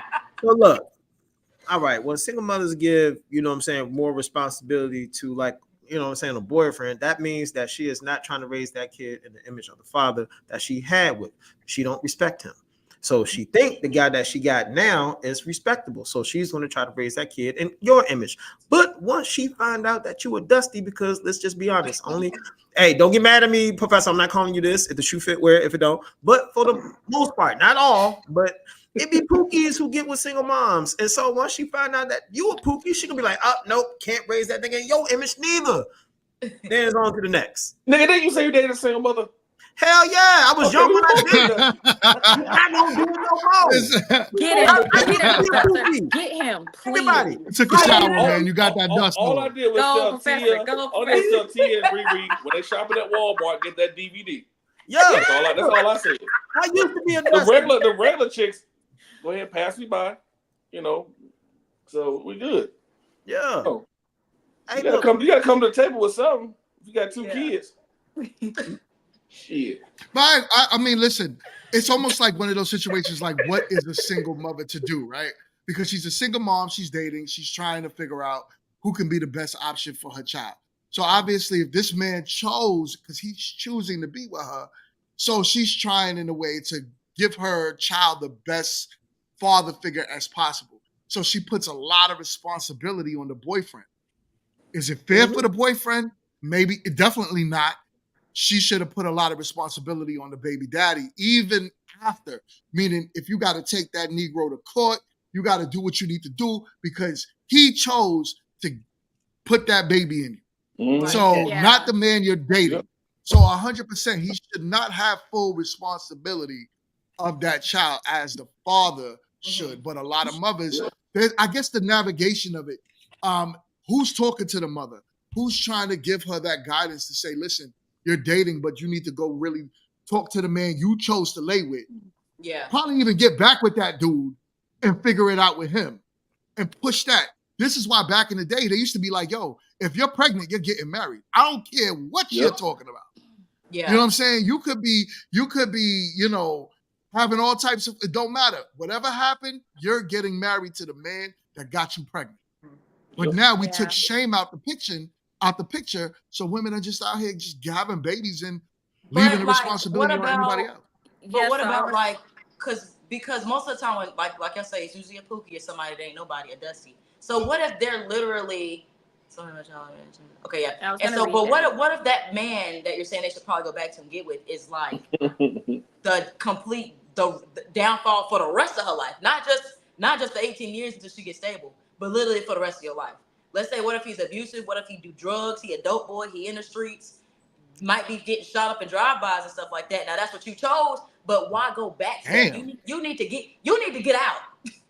Oh, well, damn, if you doing all that, then yeah, baby, you just need to leave dating alone. You horrible at it. Just leave it alone. If you pick but that's the Mr. reality. Gangbanger.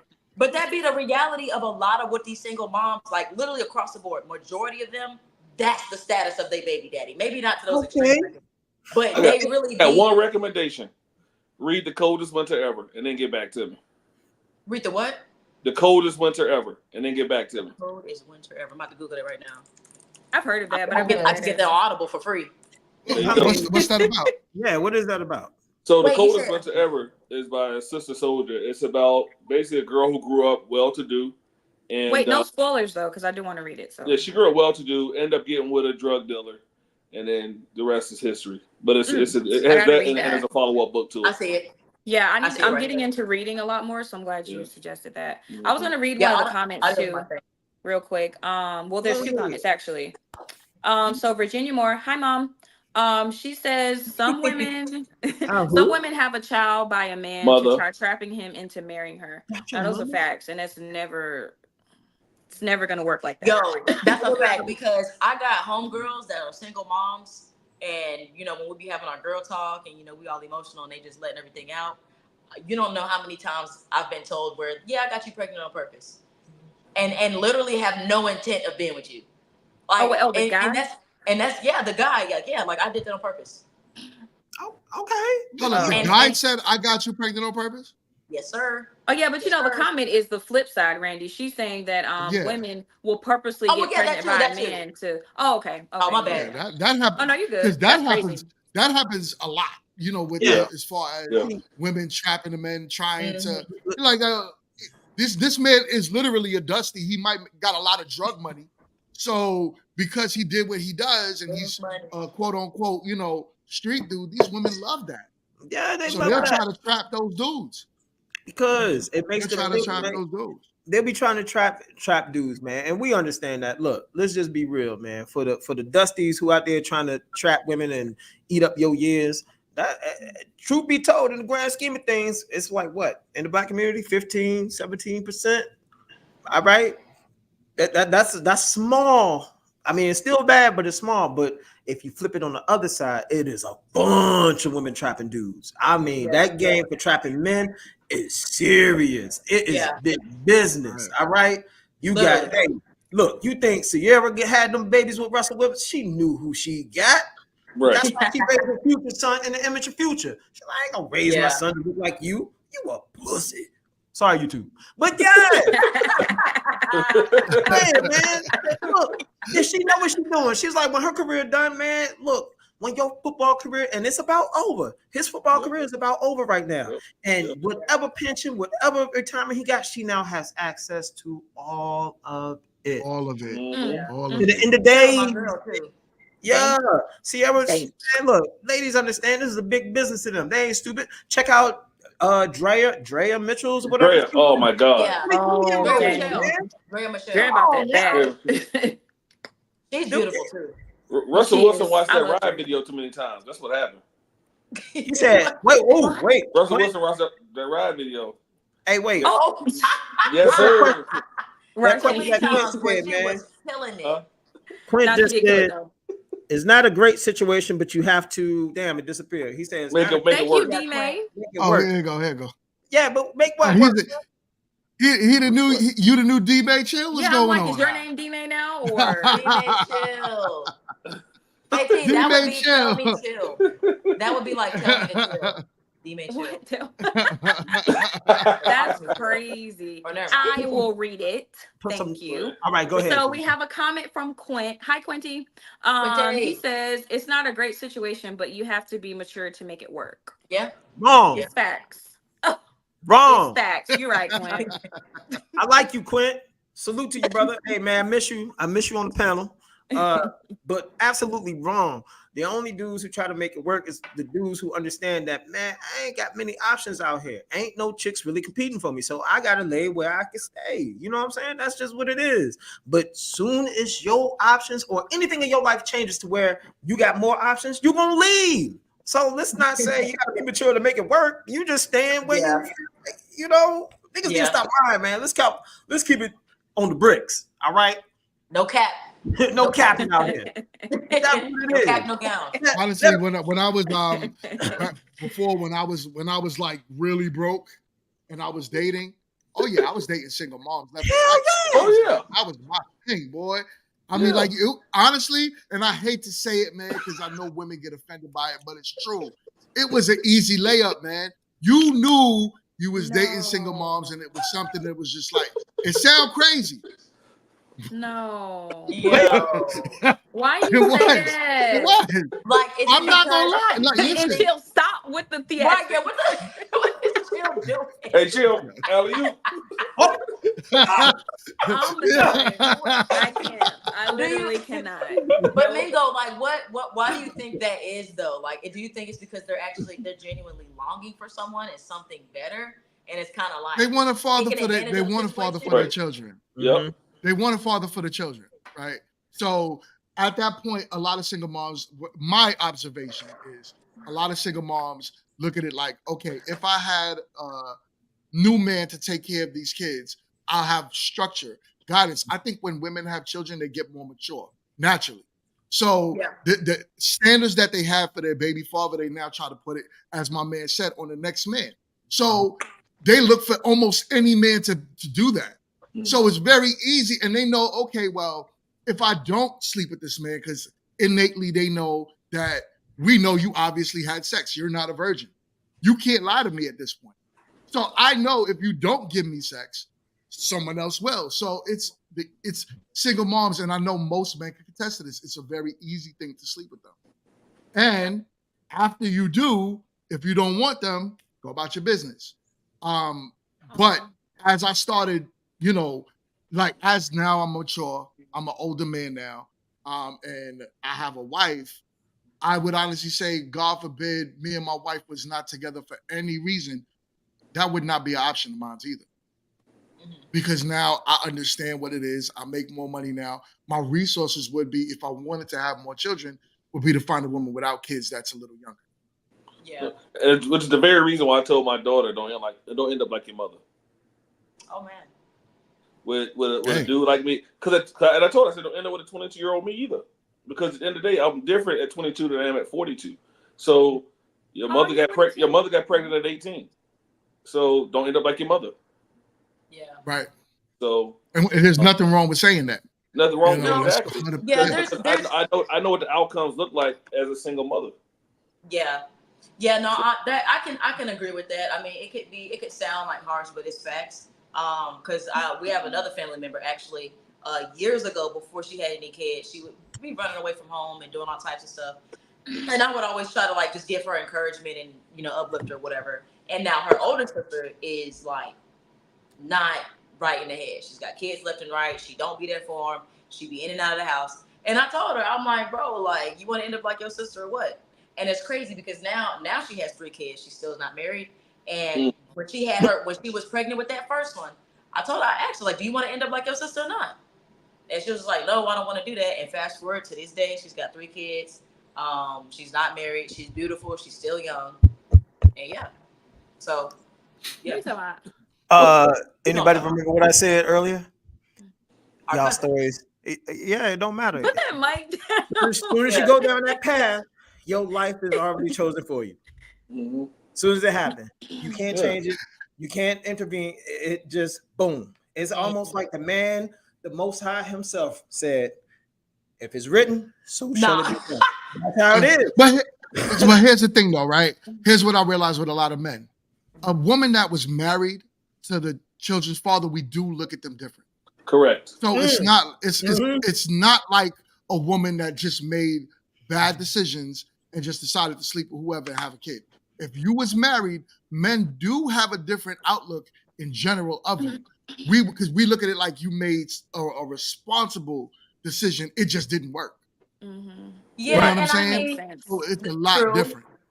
But I think men, though, just from like being on the panel, I think men view women in a lot of different ways. Because like for me, like I'm single, I'm young, I don't got no kids, and I'm I got a promotion at my job, you guys. I start tomorrow. Hey, and that's what's I'm up. really excited. But But fellas, shoot your shot at More Real Talk. You know, she need a good man. Right, because we're trying to get promoted to marriage. We're trying to get that relationship promotion. We're trying to get her married. Okay. Get that relationship promotion. Yeah, but people like what the conversation we had weeks ago. Like, if I'm still not whatever by 30, it's like, oh, now I'm gonna leave you. Oh, leftover, red flag. She ain't whatever. So it's almost like either way. Like in a woman's eyes, in my perspective, I feel like it'd be like a lose-lose anyway. Or in a man's eyes, it's like, okay, you got kids, you done. Okay, you was married and got kids. Okay, it's okay. But then it's like you single, no kids. It's not. Jess, you was married before. So and then you ended up getting a divorce. But you would say, even though you haven't successfully found someone, what's your reaction? What do you get from a lot of the men that you dated? Does it seem like it's a problem that you have kids? No, but I mean, also my kids are grown now too, so that makes a big difference with my situation. Right. For the most part, but not really. There, you can see that the tone of judgment is a little bit different when they know that it was from a marriage at least and things like that. So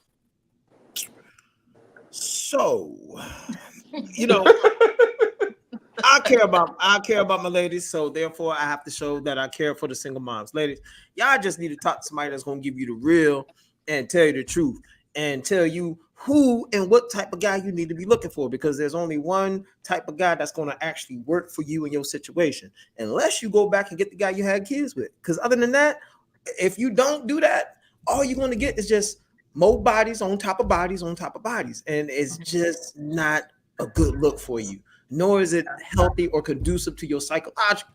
You know what I'm saying? It's just not. Once your psyche is real raw, baby, you done out here. You're going to be looking at all men the same. Like, nigga, I'm going to get you before you get me. Like, and that's true because... Hold on 1 second. We got a guest that jumped in. What's going on, my brother? All right, what up, Beans? What's good? Can y'all hear me? Yes, sir. Yeah, we hear you. No doubt. Appreciate the conversation y'all having. Of course, man. Sir. Talk to us, my guy. What's goody? No, I mean, listen, don't stop the flow for me. I get in where I fit in that. My man was just cooking too. Oh, all right. Let me get back in the kitchen then. Where's my utensils at? Listen, man. For the ladies, though, for the single moms, look, you're gonna have to look for a guy that's, it's not gonna be your first pick. He's not gonna be your first pick. He might not rank high on your attractive chart or anything like that, but he's gonna have to be productive. That's gonna have to be your frame of reference. That nigga gonna have to be productive. And then in order for him to work for your situation, he is gonna have to be a little simpish, because that's the only dude you're gonna be able to get over the barrel. You ain't gonna get no real man to understand his value. He gonna look at you and be like, chick, please. So you're gonna have to get it. Like, look, I'm gonna keep it real. I'm gonna keep a buck with you. Jeff Bezos is one. He wanted the richest man in America, but yet he turned, after his divorce, he went and married a 50-something-year-old who already got kids. Ain't no way in hell. Really? Yeah. No way in hell I'll be getting married again. Yeah. And bought her $150-something million house, built it. Woo. Yo, they got married in California. So once she played her game. She played a role. And now, if they should ever get a divorce, her kids are set at common law. That house is hers. All of that good stuff. Man, you're going to need a dude like that. But see, a lot of y'all just don't have the game, truth be told. A lot of y'all know how to get the first base, but don't know what the fuck to do after that. Yo. Chill. Yeah. Chill. Yo, Preach, I preacher. did want to comment on what Ken was saying when you say your psyche gets messed up, because that is true. Depending on how much bad experiences and relationships you have, it can have a negative effect on your actual nervous system, which will affect your brain process on many different levels. And it's crazy because I was doing some research on this series I'm gonna do on betrayal, and there's actually something called betrayal trauma that literally your mind is messed up from whatever was happening to you in the past, from some type of betrayal or just bad relationship experience. And imagine that same person trying to go back out in the world and find something today. Oh yeah, depending on what traumatic experience you've been in, like your brain will literally rewire itself. Mm-hmm. Like it's not a game out here, and it's a lot of people don't even know that they've been affected by certain things, and it's like, and chill. Thank you. Hey, Mackenzie Bezos, if you want to make Jeff mad, holler at a nigga. Oh, yeah.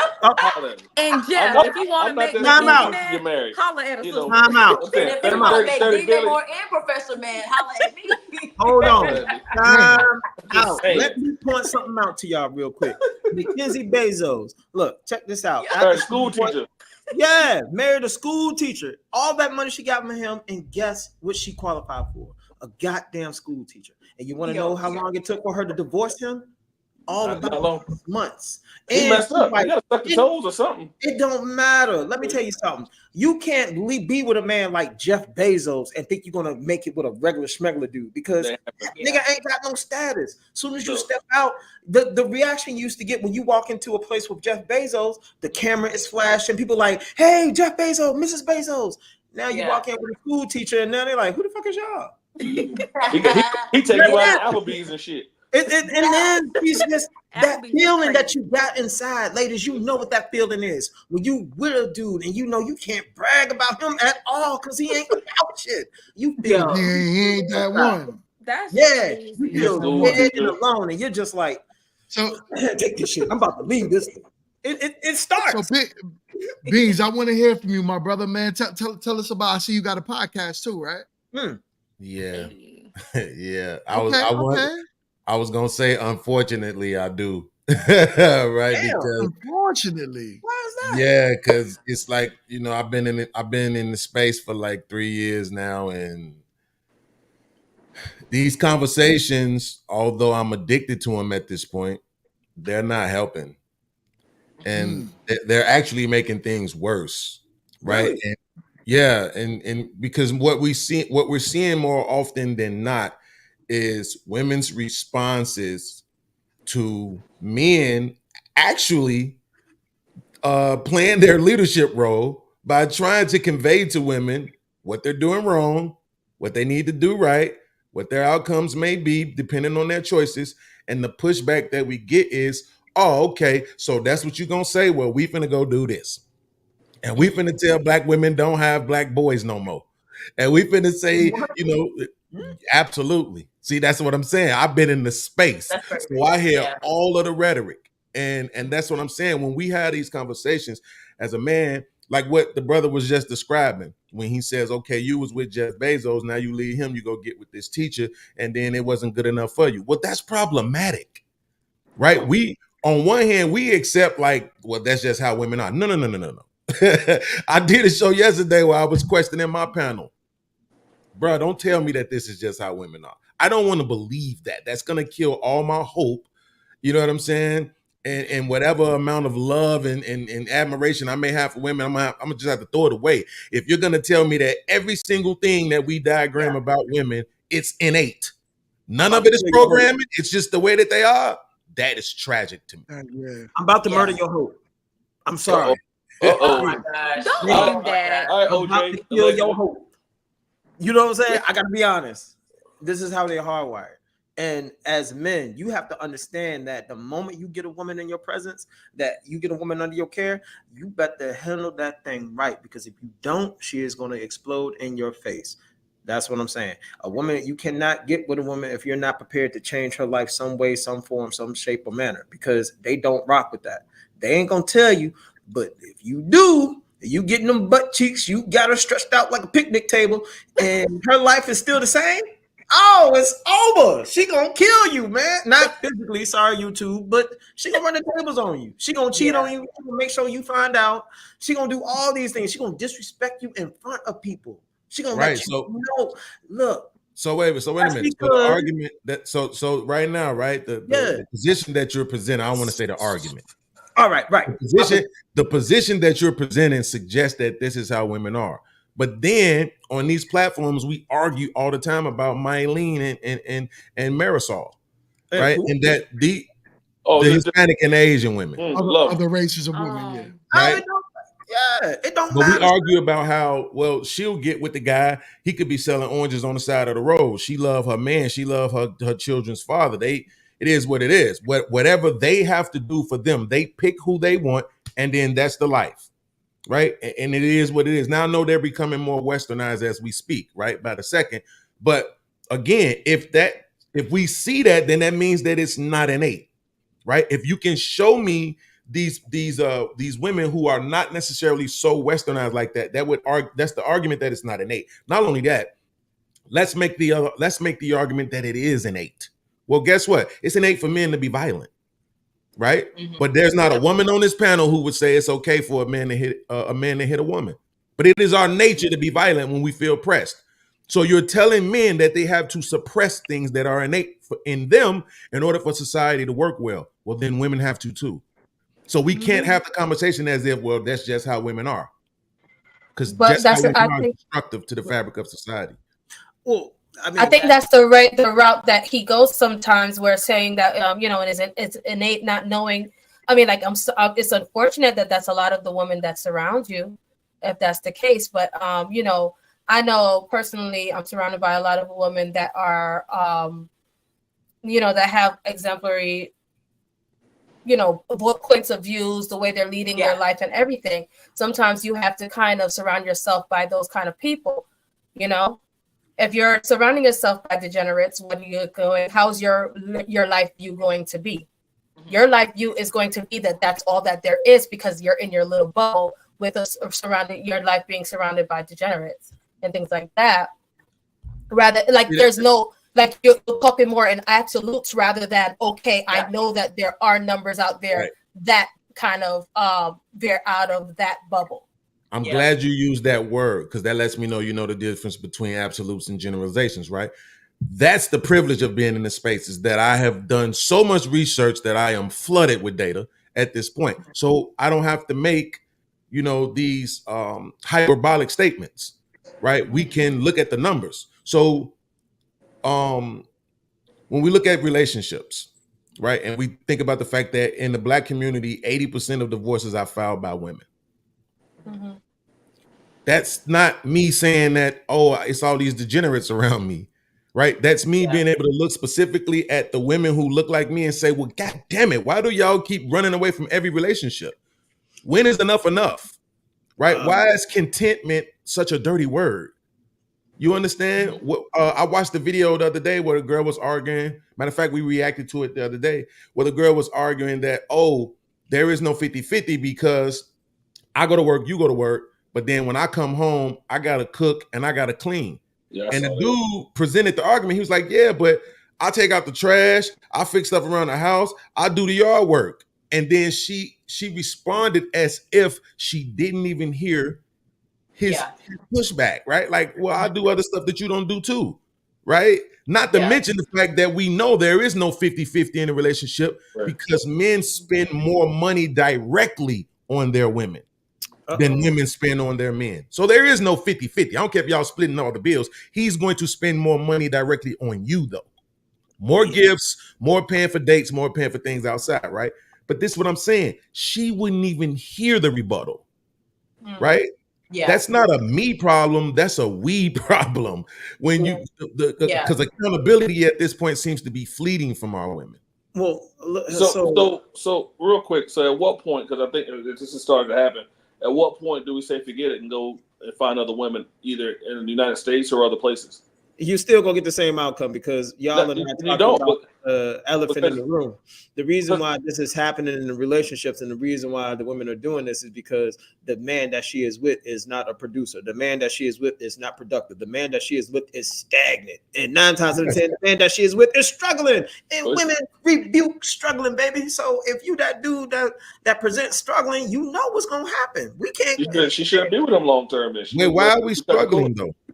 You got to look at your position in life and what you're doing. I mean, no, it ain't about why we struggling. I mean, women, look, if you get with a chick, let me tell you something. I'm gonna drop some game on y'all, man. If you get with a woman, you met her, whether it's online, offline, I don't care.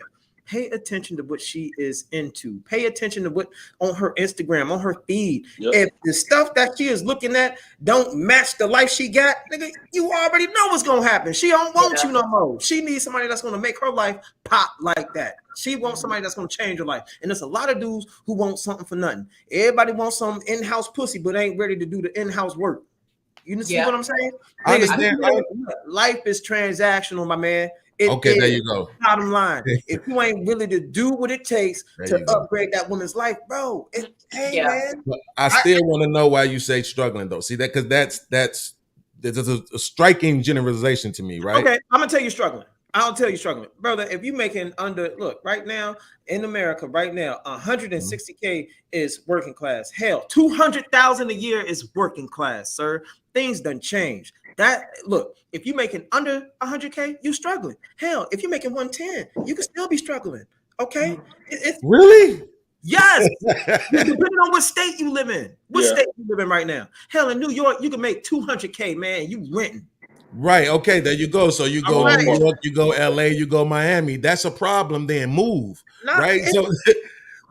Right. Yeah, because I was gonna say, you know, if someone is making that much money and you know you're still struggling, and you do live in a place like New York that has a very high rent and mortgage rates and stuff like that, I think it would be financially smart for you to move somewhere else that you can afford, because you don't want to ever live outside of your means. And I think that's why people across the board in America right now are struggling, is because we live outside of our means. The average American doesn't even have $500 in a bank account as a savings. So if an emergency happens to somebody, their whole finances is shut down until they get back on their feet a couple months later. So I think we Americans in general live outside of our means because we want to please people. But that's why I would say that's really why we're struggling.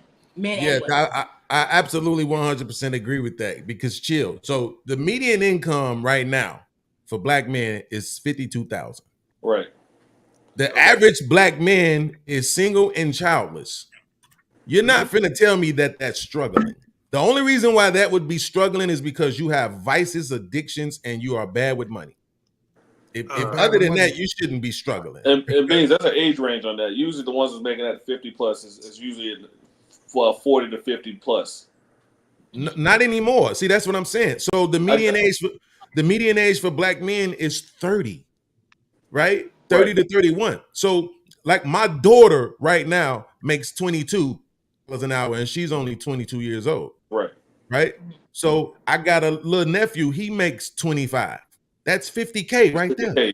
Yes. You see what I'm saying? So that's what I'm trying to tell you. The median income, if it's 52, and for Black women, it's 48. They right there. So if I'm median at 52, you median at 48, we 100K together. I'm asking you legitimately, why are we struggling?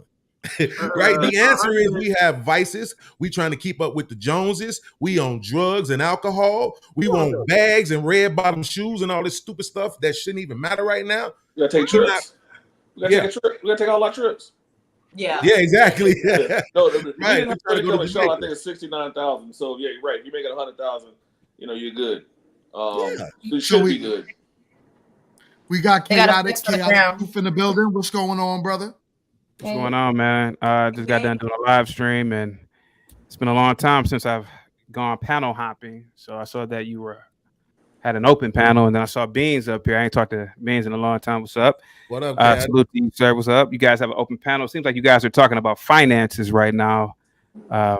Yeah, I should have listened more before I clicked on, but I didn't want everything to get filled up. So yeah, call it in, man. You feel more than free to bring the conversation where you want to, Chaotic. What'd you hear that made you want to chime in? Oh no, I just happened to see the panel. I mean, you guys could have been talking about paint drying. I gotta admit the panel is beautiful. Yeah, it really was. Just looking and seeing all the blackness was amazing for me. I didn't even pay attention to that, Beans. You're just human beings. we're all just human beings, man. Yeah.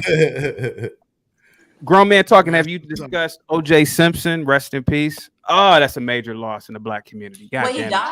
Wait, what? He died? Yes. Where have y'all been? Where have y'all been?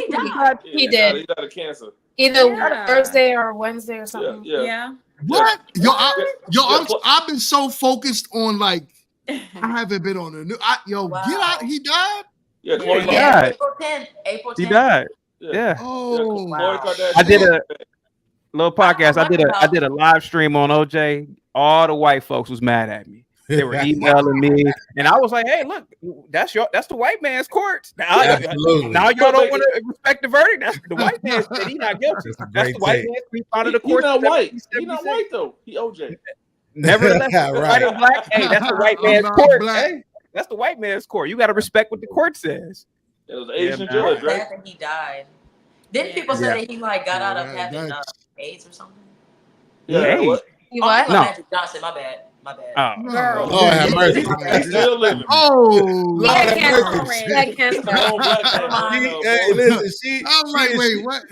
She is showing her age right now. She is 19 around this. I don't know much about OJ. She don't know about no. He had OJ. The only thing I know about OJ is when Dave Chappelle did that skit. Oh my God! He did them skits a long time ago. That was so you don't know like. Oh, I know that he killed his wife. No, allegedly. He did not kill Allegedly. anyone. He's innocent. Allegedly. Okay. But then he wrote The glove a didn't book fit. If I was gonna kill her, this is how I would have did it. The glove didn't fit. Yeah. That's how I had my daughter. Look, Anyway. man, we the only people in America You don't got some bloody gloves in it. I got some bloody gloves. We the only people in America that can be found in a court of law innocent, but yet people still want us to be guilty. You know isn't that what crazy? So he was that brother, let me tell y'all something. When that brother passed away, the first person who gonna get on Twitter to say something is Caitlyn Jenner. Hold on, Heifer, didn't you run somebody over and kill them? Like, did you call somebody death? Like, Bruce said something. Yeah, Bruce Jenner. Yeah. Bruce got to say. Yeah, Bruce. You know what I'm saying? He was at. That's Chloe Daddy. He better leave him alone. You ain't just call that man Bruce, did you? Yeah, Bruce. That's a big man right there, though. That's a big man. Talk about like, man, it's wild out here, man. But You know what? Let me say something real quick on this topic too. Dating single moms. Listen, I love. It's two demographics of women that I genuinely really love: single moms and whores. I love single moms. I love whores. I give all the pushback in the world when people talk crazy about those two demographics. Because as it was mentioned earlier, is somebody made the statement about how trauma causes your brain to rewire itself. Yeah. Well, yeah. And so I was doing a documentary called I Seen Your Little Experience. And I interviewed 8 women so far. I want to start interviewing men now, but I want to get to the women first. And this is why I'm making an argument against these things that we complain about women being innate. Because when I'm talking to them, when they're little girls, they're just little girls. They don't hate men. They don't view the world with all this negativity. They're just one of the kids, right? They're just another kid running around on the monkey bars, tumbling and doing double dutch and all of that. But then something happens. And I found this in at least 7 of the women that I interviewed. And it's called puberty, right? I'm serious. The moment that they develop boobs and the moment that they start bleeding, things change for them in their lives, even the way that they view the world. I've had these women tell me how the men in their lives hug them differently now. Now they got a little bit boobs, me hugging them tighter and pulling them closer. Now the boys, instead of just running around and pushing them like they was just another one of the boys, now they want to grab and touch and feel in a certain way. It changes, right?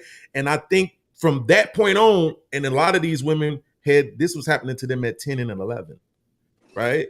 10 and 11. So now this is going to change how you view the world, right? And the opposite sex completely when you start to understand that every man in your life, except for maybe your father, is looking at you in this other way and have this sort of desire about you. It's going to be difficult for you not to become a prostitute. What? It's going to be difficult. Because you know that every man wants this particular thing from you. How can you not see it as a prize? How can you not see it as this valuable thing that needs to be rented or leased? I can't, if I just give it to everybody, they're going to call me a hoe. Right. So now I got to set this standard for myself. And that's absolutely going to be a financial standard. Right. What else do you have to offer me? Right. So it's like I'm trying to be empathetic and graceful to the position that women take based on their experience. And I think we have to lend that to single moms and whores the most. And I wanna comment on that because that's very, very true, because that's something my mom actually had to teach me about when I was in 5th grade, to make sure I watch how men are trying to hug me, because I've always been really tiny, and I could tell a difference once I started to develop. To certain men that were even supposed to be close to the family. Right. You have to be very, very cautious. And I had other friends I grew up with that their parents didn't have a conversation, and I had to teach them and tell them, because they were just completely oblivious to it. And I think even sitting on laps. Even sitting on laps and stuff like that. That was all. Oh yeah. Yep, sitting on laps. And it gets. I got you. Hold on. I got your response. It gets to a point to where when you become over sexualized to a point, you do have to, it does steer you in a different direction. And if you do not have a solid foundation, which most of us don't, on how to handle that, you will easily go down that path in some way, some form, whether you're young and you're or you're older. It's gonna find you. So it'll be a solid father that girl needs in order to know what direction she needs to go into. And shit, this is what your face said, man. But even with the father, because just touching on children and stuff, I love this topic. I'm glad Beans is on here. Just touching on that, even when a father and stuff like that is in a home, you have a 2-parent household, regardless of the fact, children become rebellious at a certain point, especially when you get those emotions and feelings that are involved. Just like I gave that story earlier when I was in high school and that man with all them tattoos was there. My mama looked me on the face and don't you do that. That man was fine. So I'm young, I'm out of high school. I'm like, what's up? Like, I want to see what's going on. So, fathers and stuff like that, it makes a difference, but you do get to a point to where you begin to make those own choices, and that's where accountability comes in, whether you're young or not. But yeah, I think it gets to that point. Yo, Chaotic, I'm looking at your facial expressions. What's going on, man? Yeah, so was I. Yeah, I mean, to each his own, but it's not for me, man. I got married a few years ago, man, but I was never big on single moms. Hell no. I mean, let me just run it down for a minute. First of all,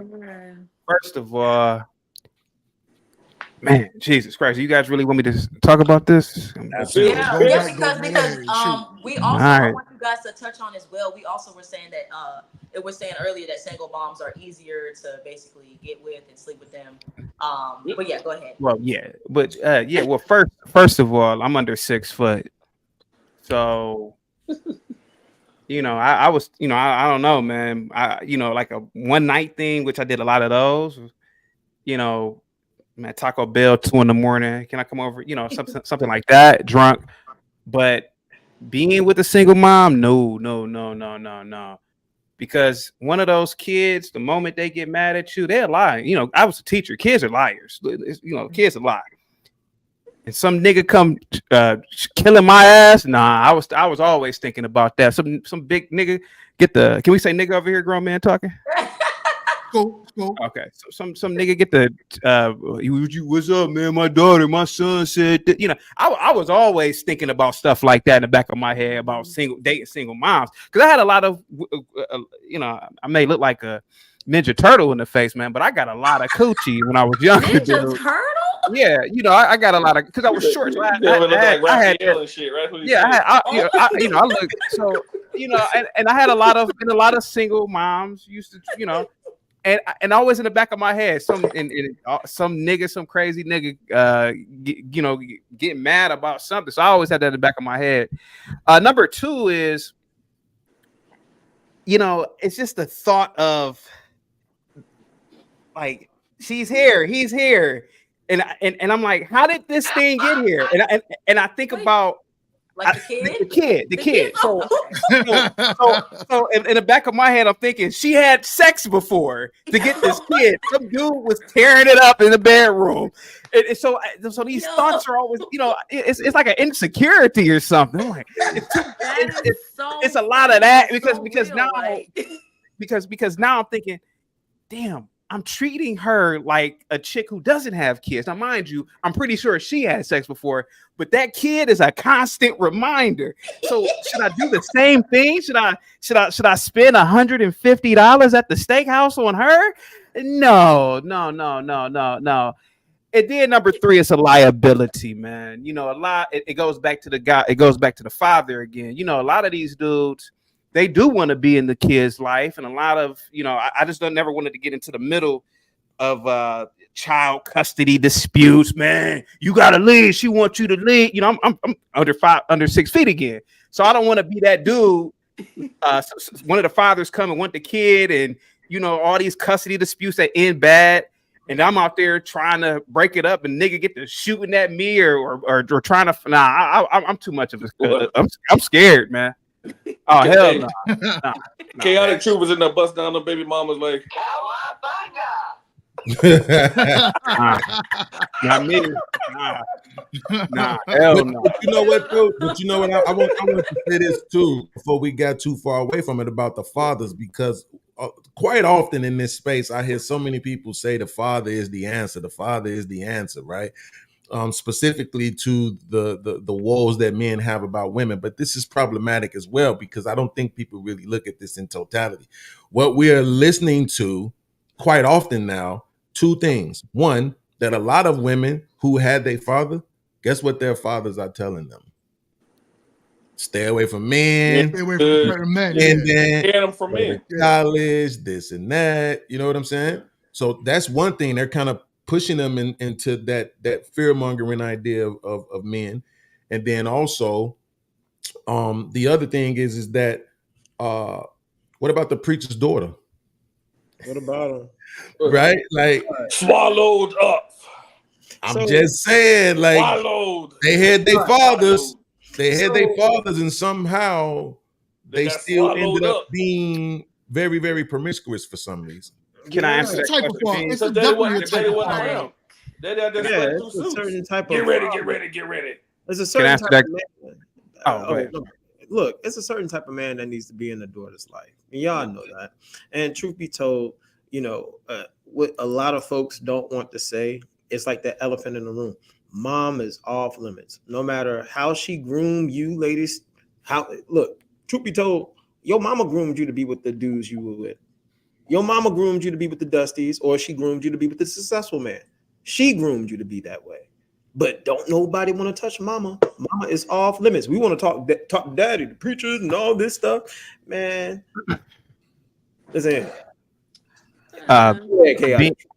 Beans, I don't really talk about these topics on my show, but I get it. You got some chicks who come from nuclear families that that some of the girls, they start rebelling.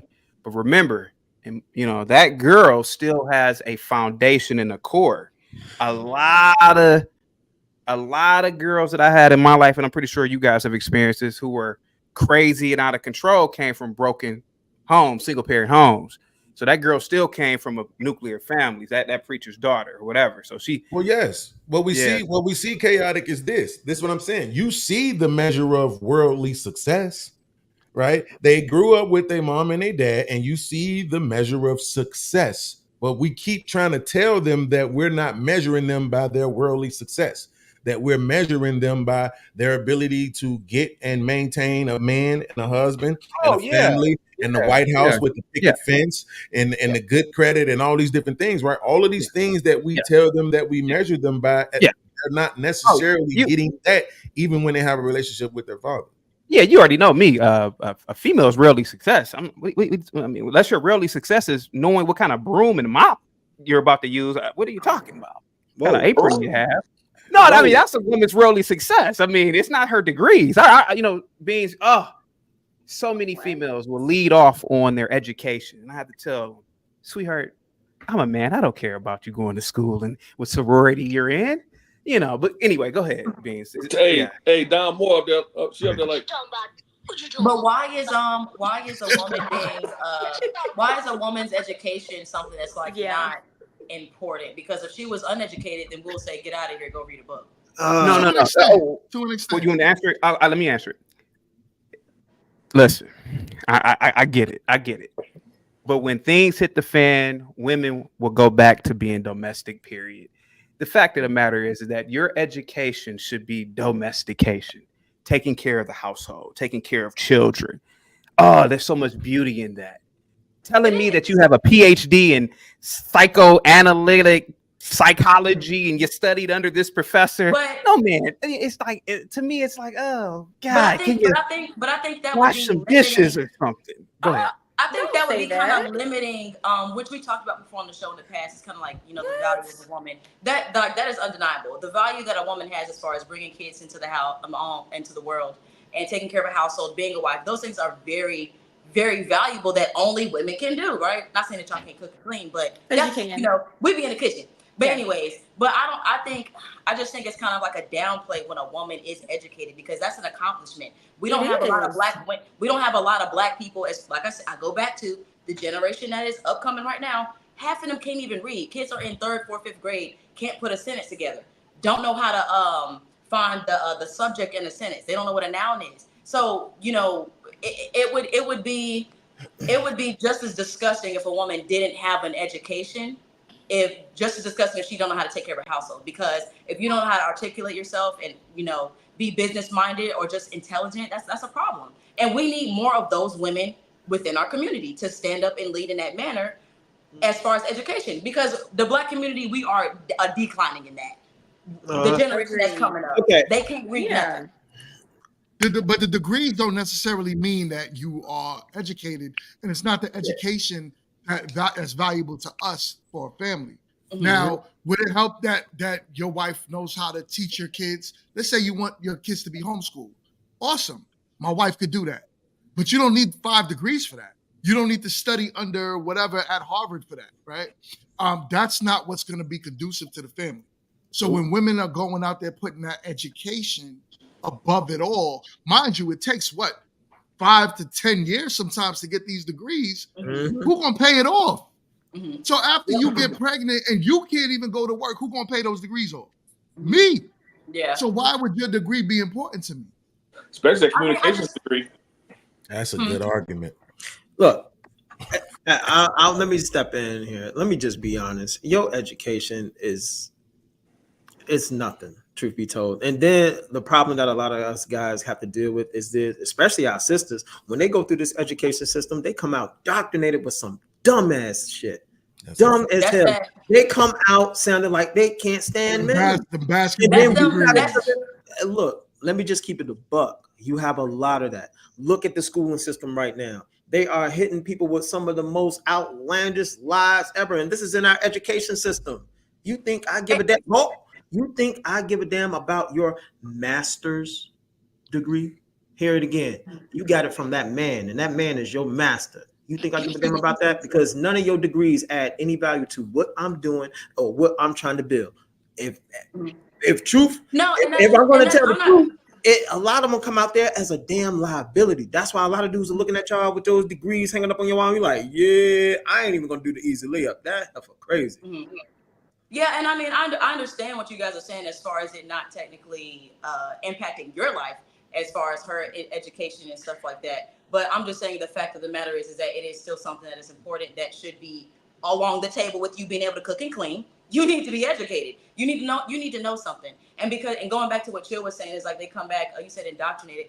That's what's happened. That's my point. Gen Z is coming up, defining their own morals and values. A lot of these schools and some of these HBCUs are teaching that pro-black crap, and I mean it goes back to a lot of that feminism stuff of thinking that you don't need a man and you can do this and it's a mixture of stuff that's overtaking our generation, which is why it's important we need to be educated as well to see how we're being targeted in a negative manner when it does come to education.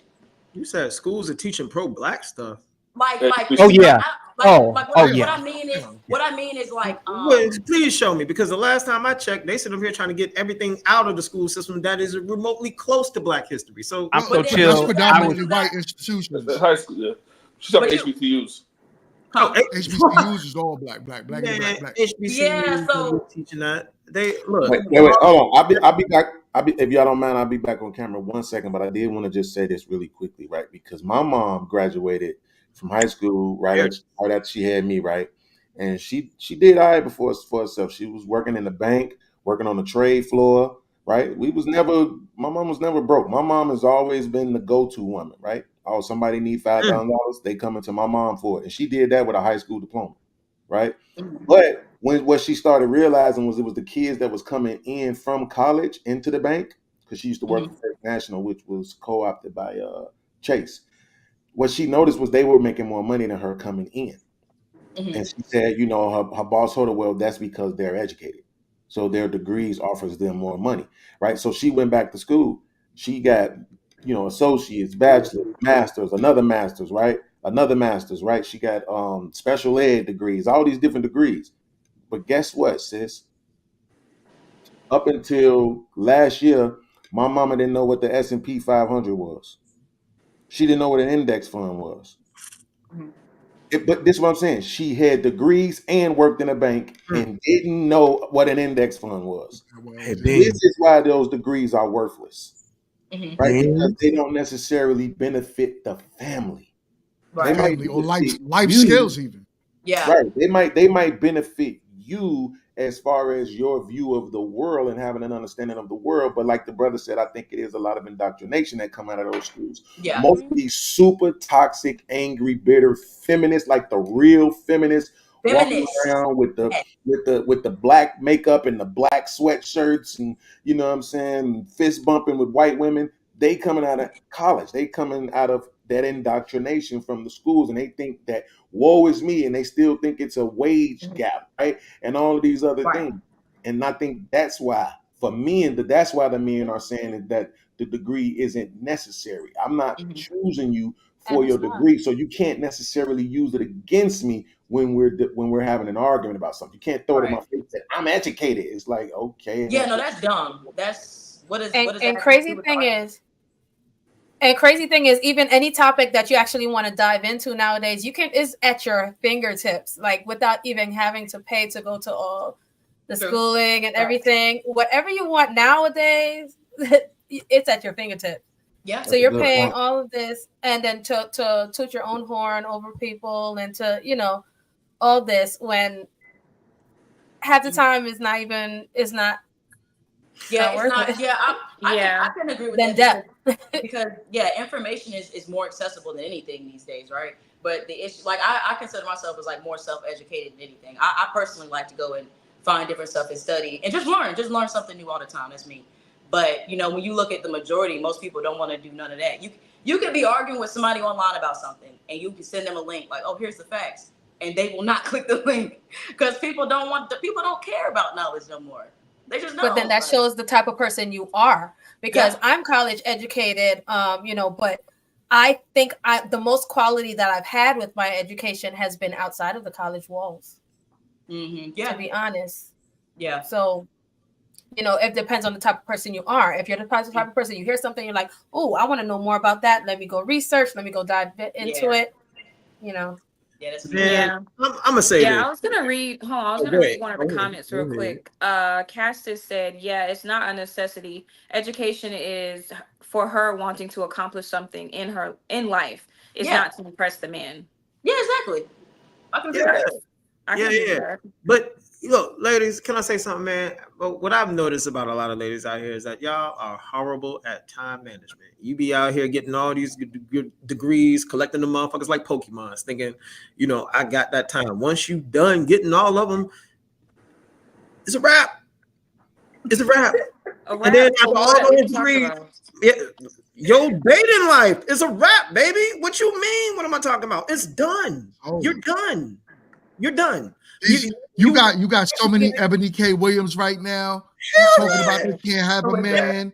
highly educated. I'm telling you, that's because I love y'all so much that I want what's best for my women. And look, I want what's best for all women, but I have an absurd amount of bias to black women because they're my people. So I'm gonna tell you the truth. I'm gonna tell you what it is. Keep on spending all your time. And I'm not saying education ain't good, but you need to understand. You need that education and that training to make sure that, look, when you get with a man, he has a landing strip to imprint himself on. Your education and the stuff that you learn needs to benefit him some way, somehow. Not you, because that shit ain't gonna help you whatsoever. You're just gonna be another working motherfucker out here to the end of your days. Right. And like I said, I'm just saying, drop this mic. Mic down, child. It don't need to be dropped. But you can't view education over understanding your role with the man and getting on his page and getting with him. Because at the end of the day, education is just there for you to have to sustain yourself until you find that man. So I don't have a problem. Like I told my daughter, she's getting a computer science degree. Yeah, you can get this degree, but your role on this planet is to get on page with a man and so you need to be able to, when you find that man, that man finds you, that you're ready to get on his page.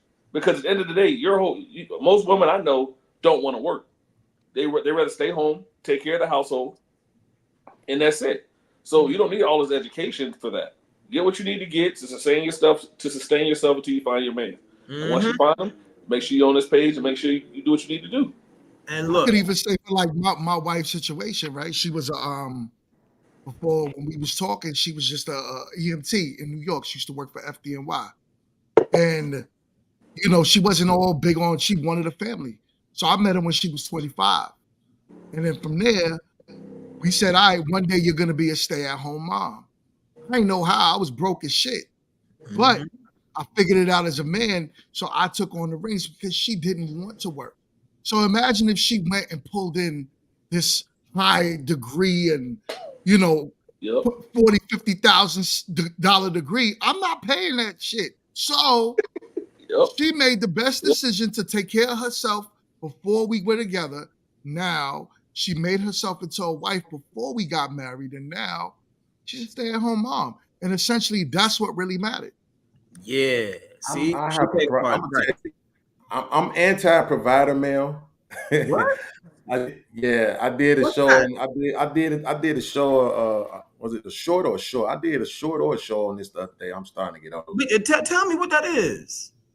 Yeah. So the idea that you get to sit on your ass and I pay all the bills. Oh, yeah, absolutely. I am absolutely anti that. Right? Okay. Are you on 50-50, brother? Nah, because I don't think there's no such thing. But for the sake of the term, yes. Right? But in reality, I don't think there's a such thing. We gonna talk. You and me, we gonna talk. But hold on. So just to talk about that real quick. It's not that my wife sits at home. Right. So my wife, we chose to do this when we had a child. So it's not like, okay, you just sitting at home and we don't have a family. Mm-hmm. So once we got kids involved, now you're staying. But if there was no kid involved, she'd be at work.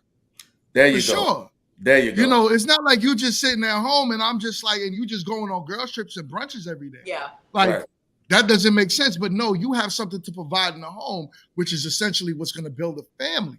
So that type of thing. But definitely, I'm not with the man that's just like, yo, I'm gonna just retire every woman I'm with. That's crazy. Oh, hell no. No, nothing like that. No. There's only women who get that. But let me just be honest. There are men, and I don't know which category Beans is in, but there are men who, even when they're married, they still think that whole 50-50 thing is viable. And it's not. It's not. But why isn't it? Beans.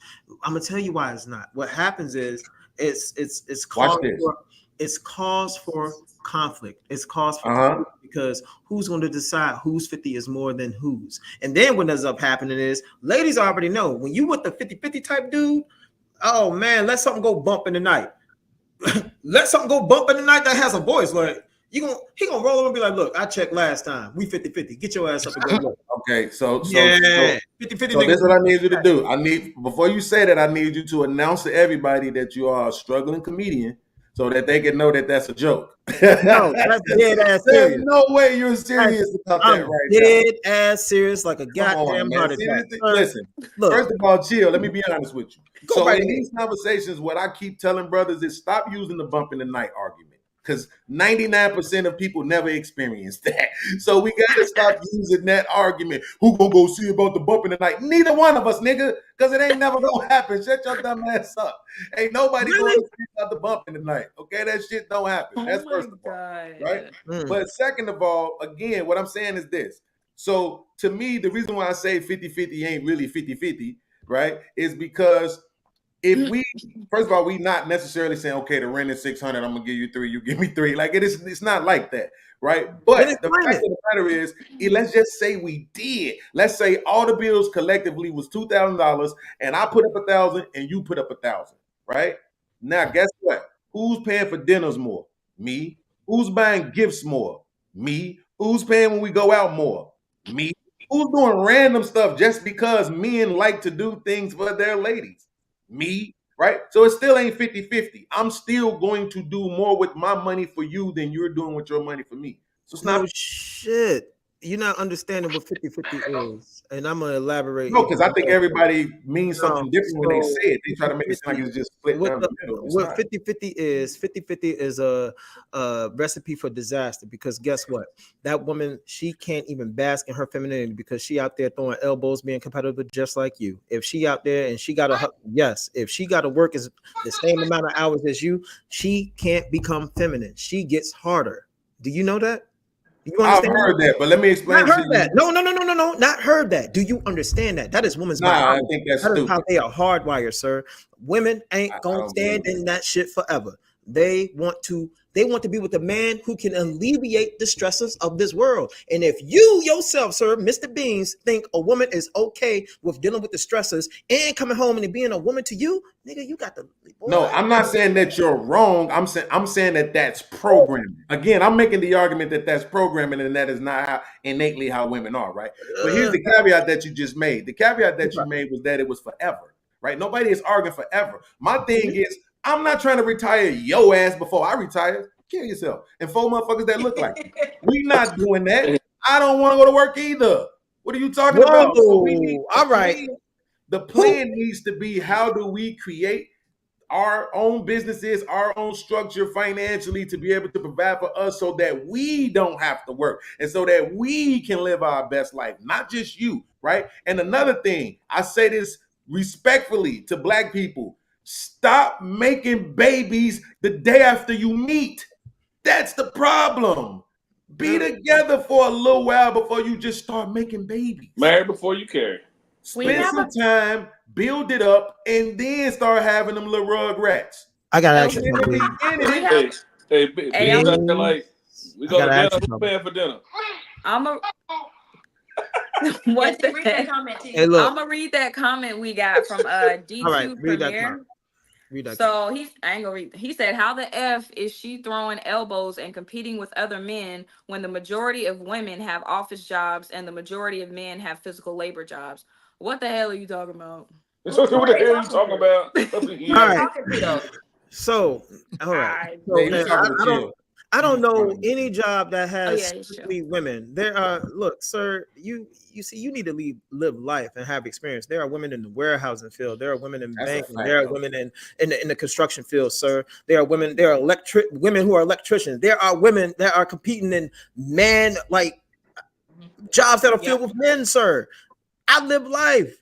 You need to get out here and see this. You like, what the F are you talking about, sir? When a chick want to raise and she in there with in a male dominated space, she got to compete.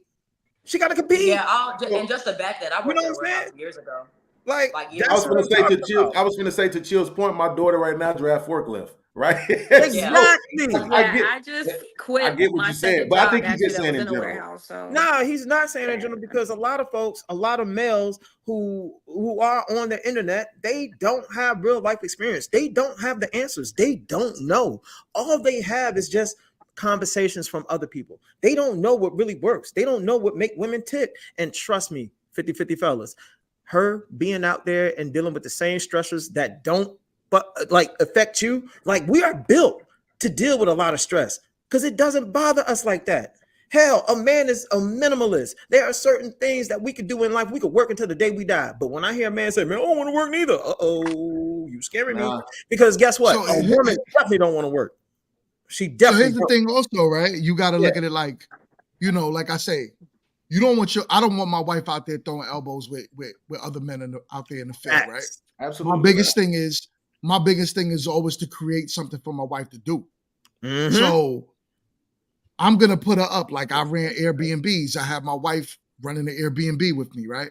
I have now this YouTube, so I'm getting her on board to actually build and grow this YouTube with me. So as the money starts to come in, she could get paid by me and not by the other men out there, and then she helps me build. But I do, like I said, you do realize that this is not women of the past. Women are not just innately submissive. I believe they were born to be that way. But when you start looking at it like, all right, well, when it comes down to what the world can make your wife, as you said, Beans, programming, it programs your wife to be hard, rough. So now when you tell your wife, yo, listen, let me be the man, sit down, she's not going to listen to you because she's out there rubbing elbows with everybody else. Who are you? So this is why I do believe when you got your wife working for the family, it's more beneficial for your bottom line. But see, this is one of the things, like, so I see this happen a lot, right? We have a conversation. What I noticed is this, Chaotic. YouTube, and Chaotic knows this term. I coined the term conservative douchebags, right? So YouTube is the space for conservative douchebags. So really quickly, conservative douchebags are Black men who've made it to a certain level, usually somewhere from $90K to about $160,000 a year and more, right? But they're usually in that range. They usually espouse conservative ideology just because they think they're supposed to based on their tax bracket, right? So these are the conservative douchebags. And the problem with having conversations with conservative douchebags is that they speak as if everybody else is in their income bracket, but then they know they're not because they like to punch down on guys who make less money than them, right? So if the median income for a Black man in the country is 52,000 and that's at 30, what are you telling these young people to get married for in their early 20s? And you know these men aren't making enough money to be able to provide for a family. So it's on some level, you're telling women that they have to be willing to build. But then in the next breath, you're telling men, no, you have to already be there and be able to provide. Like it's just babble at some point. Wait a minute. Talking at some point, there's no consistency. Who's telling men to get married at a young age? And a lot of people are. Who? Yeah, that was me. Please let me. A lot of people. I'm just Chaotic said that was me. That was me. You know what I'm saying? Like, all right, you're not supposed to be waiting until you in your 30s and 40s. It would make more sense financially, though. Okay, so let's just keep it a buck. Let's keep it on the bricks. It is never a good investment for a young man to get himself in marriage because you aren't built. You're not built at all. Your social economical status ain't reaches its peak yet. Nigga, you in your 20s. He never said how old the man was. The man could be the man. Yeah, we was talking about the young fellas. Young fellas. Oh, young guys. Oh, hell absolutely. No. But chill. Walk it down. So what age is that for let's just deal with Black people. Under 30? What age is it when the man reaches that financial peak where he's able to provide? I mean, if he ain't no Dusty or whatever, you need to be a man should be well on his stride anywhere between his late 30s, early 40s, man. That's when he should be really earning and burning. You know what I'm saying? Burning and earning and burning. You know what I'm saying? Okay, so watch this. Man, all right, watch what? So watch this. Let's go 38 to 42. That's a good enough range? I mean, yeah. 38. Okay, so 38 to 42. 35. Now what? 35. Okay, now watch this. Now, at what age should women be seeking to be married? 25. Easy. In their early 20s. Early 20s. What you mean? Just give me one. 22. Between 20 all the way up to 29. If you hit 30, baby, you out.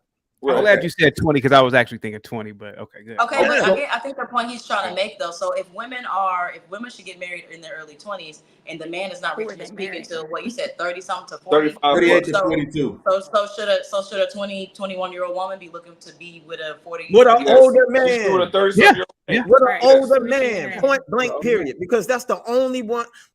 Goddamn, ladies, are y'all 22 and tripping? 40? A man should be getting a woman half his age plus 7. Yeah, So if you men on the panel had daughters that was in her early 20s, let's say she just turned 21, and there's a 45-year-old man that showed interest in her and wants to come over and do stuff with her, what would you say? If I told my daughter 33, 35 is what she should be at 20 years old. But what if he was 45 and he had it made already? More real talk. If the nigga was rich, he was tall, good looking, came from a good family. Oh, she's right upstairs, brother. She's right upstairs. Oh, yeah. Right. See, look, oh, yeah. See, look, let's keep it on the. Hey, right there. I am with chaotic. Look, man, the only way, see, it is our jobs as parents to get our daughters to, you know what I'm saying, to woman. To the age of woman, to the status of woman, but it is her man to get her to womanhood. She ain't gonna get that with your young ass nigga. She only get that with a certified man, and it is up to your parents or the people in your life to make sure that he is that man. Because let's just be honest, it is niggas out there who got their shit together who just want it for the layup, and they'll dust off a young chick like they would with an older chick. So you got to be on your shit. If you ain't, man. But do how, you realize how the conversation how does that young woman even obtain the mindset of taking care of a man and running a household when she's 21 years old? And Because you want to know how? You want to know how. It is based on how her mama groomed her to be. If her mama groomed her to be out in the street and busting it wide open, then that's what she gonna get. She gonna get nothing of Dusty's busting her wide open. But if her mama groomed her to be a woman, then she is going to attract the man that's going to want to take her to womanhood. Point blank period. Do I need to drop this shit? No. Hold on, wait. Please do not. Before you drop the mic, though, see, this is what I'm saying. See, what you don't realize is right now we're in the proverbial rabbit hole. What the hell is that? Listen, there are a dozen more conversations to be had because now we're having an age gap conversation. Man, listen. Right? Stop. That's that crazy thing. Look, it matters. It's only in our community. That look, none of that stuff matters. The only people who care about all these things, the age gap and this and that, are people who ain't really getting real life results. So that's why you stuck in conversations all the time. I could go out here right now. I'll take this goddamn laptop with me. I show you what I could do in real life. There ain't a woman I can't approach. There ain't a woman I can't pull. There ain't a woman I can't attract. And the problem is a lot of dudes don't hit your desk, man. It sounds like freaking Hulk smash, man. That's cool and all. Wait, that's cool and all on the braggadocious side of the game, right? That's cool and all. But I'm just saying for the conversation, right? Wait, for the conversation though, right? So listen what I'm saying. Because we just said 21, 22 years old, right? So I'm watching the show. This is anecdotal. Let me acknowledge that first because I don't want you to be able to use it against me. I'm watching one of my man's shows. He got a girl on the panel. 22 years old. She openly admitted that she had 12 bodies. Right? So while you waiting for her to get to 22 years old to hit that mark on where she needs to get married, guess what's happening? She's being slayed all the way to 22. Ooh, nobody told her to know rock the hot carousel. Beans. I done ran to a lot of guys like you, and no disrespect. A lot of guys like you speak from a position of defeat. You know what I'm saying? Y'all will be. How was this defeat? I'm only asking you a question, challenging your position. Brother, I got you. My life. I'm about to push back. You got to allow me to push back, right? Absolutely. Go ahead. All right. So that's from a position of defeatedness because you are already sizing up a woman you ain't even never met yet. This is all hypothetical. Bro, every man out here knows that women goes through that little phase when they're young, man. We all know that. We ain't getting nothing fresh off the lot. Somebody done touched it before. But see, the thing is, you want to get them when they're still young because all that mental trauma ain't there versus an older chick who done been laid upon by a whole bunch of dudes, and now she is fucked up in the game. When your ass come around with your Bulls cap and your glasses, she's like, yeah, I'm going to get this nice nigga before he get me. Yeah. No doubt. I can dig all of that. This is what I'm saying. See, that's why I said chill. I've been in it for so long. That's what I'm saying. I don't use emotion. I use data and statistics. I could care less what people feel. Like when somebody say that ain't what my circle is like, congratulations for you. I don't give a damn about your circle. I care what the numbers say. And the numbers say that the average young woman, particularly in our community, is losing their virginity at 16. So right? Wait. That's all women though. But watch this. Wait, watch this. You're saying so what? You're saying so what? But watch this. We said get married at 22. Guess how old the average black woman is when she has her first baby?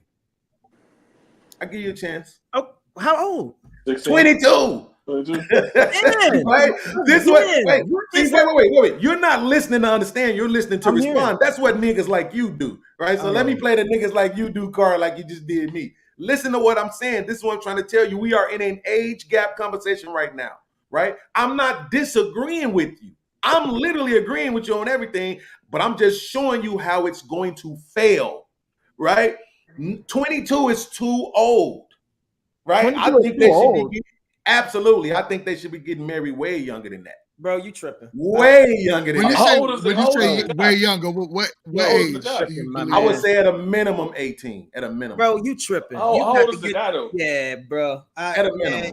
You tripping. You said what, Professor? How old is the guy that they're married? At 18? Yeah. But see, well, my difference is though I think women should be willing to build with a man. See what I'm saying? So that's where we differ. I don't think he needs to be 40 or 38. So I think women should be willing to build with him. Everyone outside of our culture is doing. They find that man in college and build with them out, get it out the mud, and then that's what you're saying, Beans? Yeah, absolutely.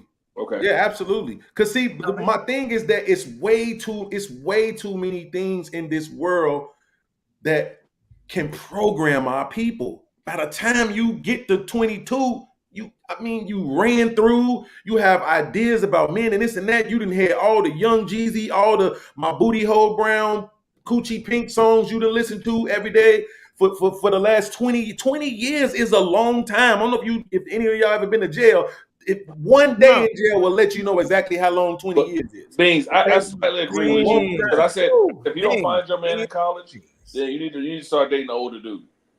Yeah, something like that. Something like that, right? I'm 18. You need to date an older guy when you get out.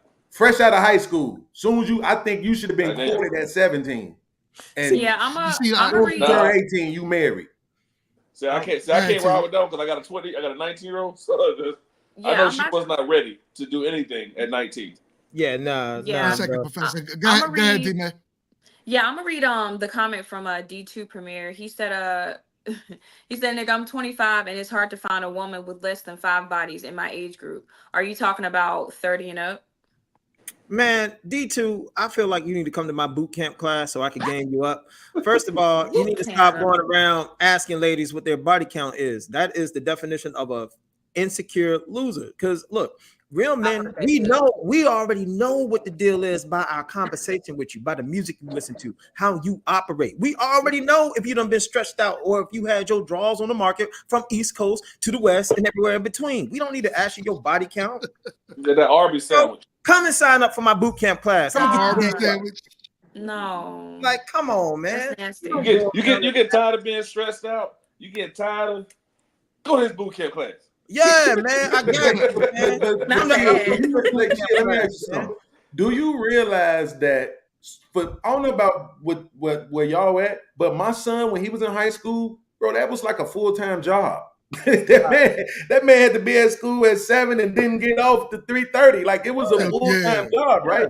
So we think at 18 that you can go take collegiate courses, right? Sign up for college, be in college, deal with all that, the pressures of boys all over you all day long. You can deal with that, all of the traumatic, all of the movies, all the crazy stuff that they watch on TV, CSI, women who snapped, women who killed, women who got rid of their kid. Like my girl used to watch all that crazy stuff. I'm like, this is why you're insane, because this is all you watch all day long. And then you listen to Booty Hole Brown, right? And you're trying to tell me that they can handle all that, but at 18, they can't handle being at home and watching and keeping the house clean. And, no, I'm saying this is the position that people take, right? Is that they whenever we had this conversation about marrying really young for girls, because I think the problem is that they spend way too much time, as stated earlier, being indoctrinated into too much traumatic stuff that rewires their brains and makes them unfit for marriage, right? But if you just, soon as I get out of high school,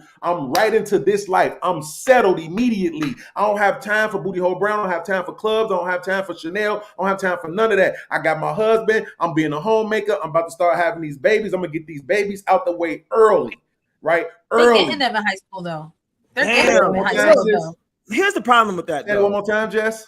Oh, they're getting them in high school. They're getting them in high school though. Remember, babies. What's her name? Just went to a high school to perform. Oh yeah. And I think it was the story that they didn't want to let her perform, and she was upset about it. Yeah, she came in smelling like weed. She came upset. She came smelling like weed, and they told her nah. Yeah. Look, I have a problem with that. I have a problem with women just coming out of high school and then just getting married and all that stuff at a very young age. Because here's the thing. What if the dude that you got is a dusty? And now you done went out here and popped out kids for this nigga and his life ain't as productive as you thought it was going to be? Now you stuck. That's why I don't. Now who's using the defeatist attitude? Hold on, listen. That's why I don't really like the dudes who be like, yeah, man, you should come out and pop some babies with you. As soon as you out of high school, you need to do this. It sounds like these dudes are trying to save a chick from being slept with or having sex. Like, you're not going to save that. Every chick that you get is going to be touched. Every chick. I feel The question is, are you the man? Are you man enough to imprint yourself on her? Are you man enough to make her want to follow you? Because if you are, you ain't got to worry about outside influences. Only niggas who lack that worry about that. Wait, respectfully, chill. Here's the thing. You just made an argument against yourself, right? Because now you sound like a defeated person, right? How? Here's the thing. Because you didn't want to wait for them to get too old because you didn't want them to be traumatized, right? By relationships with men. But you're acting like you don't understand that sex also traumatizes women. Right? So why wouldn't a man want to get a woman before she has all of that sexual traumatization? Right? Because way too often our women believe. So on my channel, I say this a lot. And sisters, please don't get offended by this, especially more real talk, because your skin is just glowing and I don't want to upset you. But I call women prostitutes, but I say it lovingly, right? It is what it is, right? I do, Dime, I promise, right? And here's why. Because with a woman believes that when she has sex, it's supposed to materialize something. Women don't see sex as a fair exchange. They don't see it as a fair exchange. They don't see it as an equal exchange. They look at it like he just got something from me. So now I deserve to get something from him. Yes. Right? Okay. So when that doesn't happen, guess what happens? It traumatizes. That nigga gonna get punished. But I'm saying it traumatizes them. Oh my God, I just gave up my coochie. I ain't getting nothing from it. He ain't even texting me no more. He ain't calling me like he was. He ain't telling me I'm beautiful and all this and that. Now they end up going to the next guy to prove that it was something wrong with that guy, not him, not her. She does the same thing. And this is how you end up 22 with 12 bodies. So this is what I'm trying to explain to you. You can't make an argument that you don't want women to be traumatized, but then make an argument against men who are saying they want women who have less bodies, because sex is also traumatizing for women. All right, thank you. All right. First of all, let me respond to that. Because see, first of all, I didn't say that. I didn't say I want women who aren't traumatized and this and that. I never said that. I don't speak like that, sir. I understand. Then repeat. What did I say? Repeat it verbatim. No, don't laugh. Tell me. Don't worry about it. I'm finna go get the clip. I'm too good at this. Go to red flag. Thank you. Because see, replay it. I would love to see that because see, I understand the rules and the natures of this thing. I understand that. I understand that if women are laid upon by a bunch of men, we're talking about high ass body counts. We're talking about 30s, 50s, 100. Bro, her psyche is rubbed raw. I know this. And you want to know the other thing? I know women who got unhealed trauma. I know it by way of tattoos. I know it by way of piercings. I know what by way of them lopping their fucking hair off, son. So I don't give a fuck about none of that because I already know.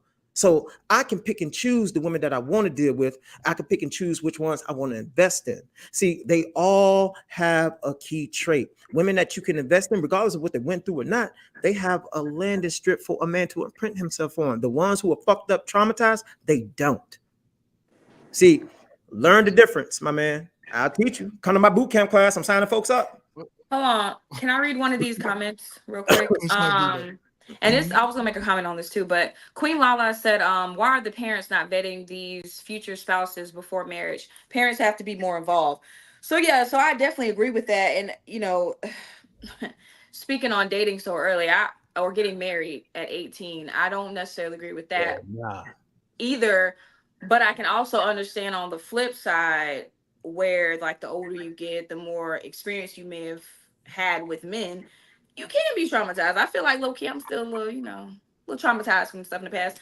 But I can kind of see both sides, but I do feel like the younger, if you close to 18, like early 20s trying to get married, for sure the parents need to be involved in vetting, because I don't feel like that individual has enough life experience and have just enough wisdom, period, to decipher if this person is someone that they can marry or should marry. Yeah. So I agree with King Lala 100%. The reason why I look at what Bean said, and I do understand where he's coming from with that, it's what used to happen in the past, right? Women weren't waiting so long to get married, man. They wasn't waiting till 21, 22. Right. One would argue and say they were much younger than that, right? And I'm not going to say it on YouTube, but one would argue and say they were much younger than that. Mm-hmm. So, being that now the reason why women are not so marriageable is because they're not being taught to be wives from their mothers. Because here in our community, the mothers aren't wives. So then now who's teaching these women from high school to, their 20s, and they're getting their careers now? Because stats also show that women are getting married. Having children even at an older age now. Yep. They're not even having children at young ages like they did back in the 80s and the 90s. So that they're waiting so long, who are teaching these women how to be wives? So this is where we're running into this problem where, so much unmarriageable women. But I do agree that if mothers were to teach their daughters how to be wives at a younger age, 100%, 18, you solidify yourself now. You can have a big family, 10 kids, if you wanted to, because you're at your most fertile at that age. So you can start the family you really want if you choose the right husband, if your father's vetted out the husbands for you to say this is the man you should be married. But shit, we're in chaos right now. Other coaches are doing exactly what he said. Mm-hmm. There's actual coaches today in other countries that's doing exactly what Bean said. Yeah. Our culture can't do that because we're not structured today to do that. Oh. Yeah, it's 30 in the US right now across the board. The average age for a woman to have her first marriage is 30. Right? 30. So I'm just saying, like, that's problematic. But if you look in the back, I queued it up for you so Chill can hear himself absolutely say that women have mental trauma. Right? I'm Chill. Man, hold on. I did say women have mental trauma, but you said that you got to say it right. You said that I said I don't want to mess with a woman at a certain age because of mental trauma. I didn't say that. I said women have mental trauma based on how many guys they sleep with. That's a fact. No, I didn't say that you said for you. I just said that you said it in general. That men want to avoid older women because of the mental trauma. Men will not invest in women with mental trauma. They won't. I do want to add in, but women, but it is hard for women to. At least this is what I personally think. I think like the more women do sleep around like loosely, like literally you out here just wilding with it. Right. I do think it can be counterproductive. You can take it down. My bad. You can take it down. Play it. Oh, so you do want to play it? Okay. Yeah, play it. Okay. Yeah, because we're gonna talk about it. Fresh off the lot. Somebody done touched it before. But see, the thing is, you want to get them when they're still young because all that mental trauma ain't there versus an older chick who done been laid upon by a whole bunch of dudes, and now she is fucked up in the game. When your ass come around with your Bulls cap and your glasses, she's like, yeah, I'm going to get this nice nigga before he get me. Right. Now, what was wrong with that, son? What was wrong with that? What I'm saying is this. Chill. What I'm saying is this. Watch this. And I mean this from the bottom of my heart. Hopefully we get to do 100 more of these together. I'm rocking with this entire panel. It's been one of the dopest panels I've been on in the past 3 years. But you're going to learn something about me. I listen very intentfully to everything that everybody says. Now, I do it because I think people are full of shit. But I do it because I want to hold people to the things that come out of their mouth. So what I said is that you mentioned earlier, the point that I was making is that you can't shame men who want women with less bodies because sex also traumatizes women. That was my point, right? You can't shame them and then at the same time say that you understand men wanting to avoid traumatized women, right? That's a part of the traumatization is them having so many sex partners and believing that their sex is supposed to materialize something for them. Because when it doesn't, that's why they become bitter and traumatized. That was my point. But we can, and so to your point, the reason why I said something about that, I'm never shaming men for wanting younger women because I date younger women. I date women in their 20s. That's my bracket. That's my bracket. But when you say 18, my brother, that's that's a little different. That's let me ask you, what's the difference between 18 and 21? Now, hold on. Now, man, I be letting you speak, man. You do. I just listen very well. My bad. I'm sorry. Go ahead. You ain't hearing it. Hold on. All right. So look, check this out, man. The reason why it's a problem with the 18-year-old because see, an 18-year-old didn't really get a chance to experience life. You know what I'm saying? I think it is better to get with the woman once she's done with college. She needs to experience life and have experiences because if she get with you and then what if that life don't pan out? What if you're just struggling? What if you're trying to make it? She is then going to feel like she is missing something. We live in America, brother. You need to understand what you're dealing with. If you ain't that dude, she is going to venture off. You can't protect her from the internet. You can't protect her from the TV. You can't protect her from nothing. So that's why you need to get a woman who already experienced some life. So if you are that dude, you're going to make everything else look like a hazard because she don't want to do nothing to lose that. She has to experience life to understand that. I want to say, I just want to jump in and add, I do think, a woman should experience more life. Not saying go out there and sleep around, but I just think she just needs to. It's going to happen. Sleep around, yes. I think she really just needs to also understand who she is as a person first, what her morals are, and what she actually even wants out of a man. Because we can have the parents step in and vet, and he's a good guy, but being at 18, you still technically don't know what you're doing. So you can have someone telling you, "Oh yeah, this is a great guy," but if you young, you're dumb. You don't really know what to expect. You don't know what to tolerate. Right. You don't know where you actually need to step up and speak your. You don't know nothing. You really don't. Like you can get in that situation and be completely lost, and you'll never find yourself. So I think Beans like.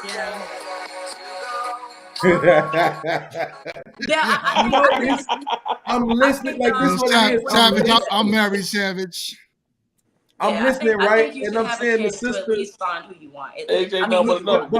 But more. Let me ask you this. So do you? Is it okay if I ask you yes or no questions? Because I know a lot of people don't like answering yes or no questions. Depending on the question. Yeah. So here's my question. If all of those things you think a woman can achieve all of those things by 21, shouldn't she be able to achieve them by 30? I mean, it's a possibility, but it really just depends on your mindset, though. It depends on how well you understand circumstances, because sometimes some people may get it the first time, right, and they're done.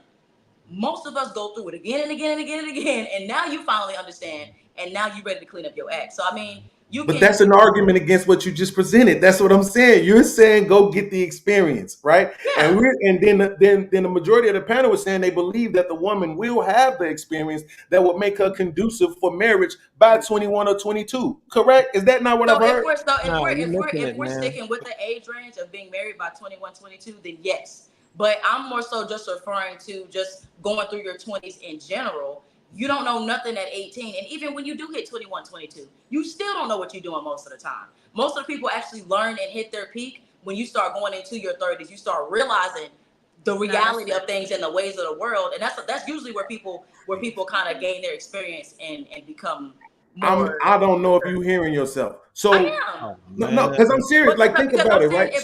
If we're sticking within the confinements of just 21, 22, then I don't feel like that's too young to get married, but I still don't think that you have experienced all there is about yourself.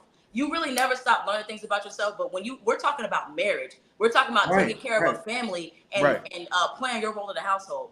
You still don't really know the confinements of that by 21, 22. You're smarter and you have more experiences than you did at 18. But I still think it's very young. It can be done, but that's still very young. And you still could fall in that aspect of you really not even know what you want out of a man or a marriage.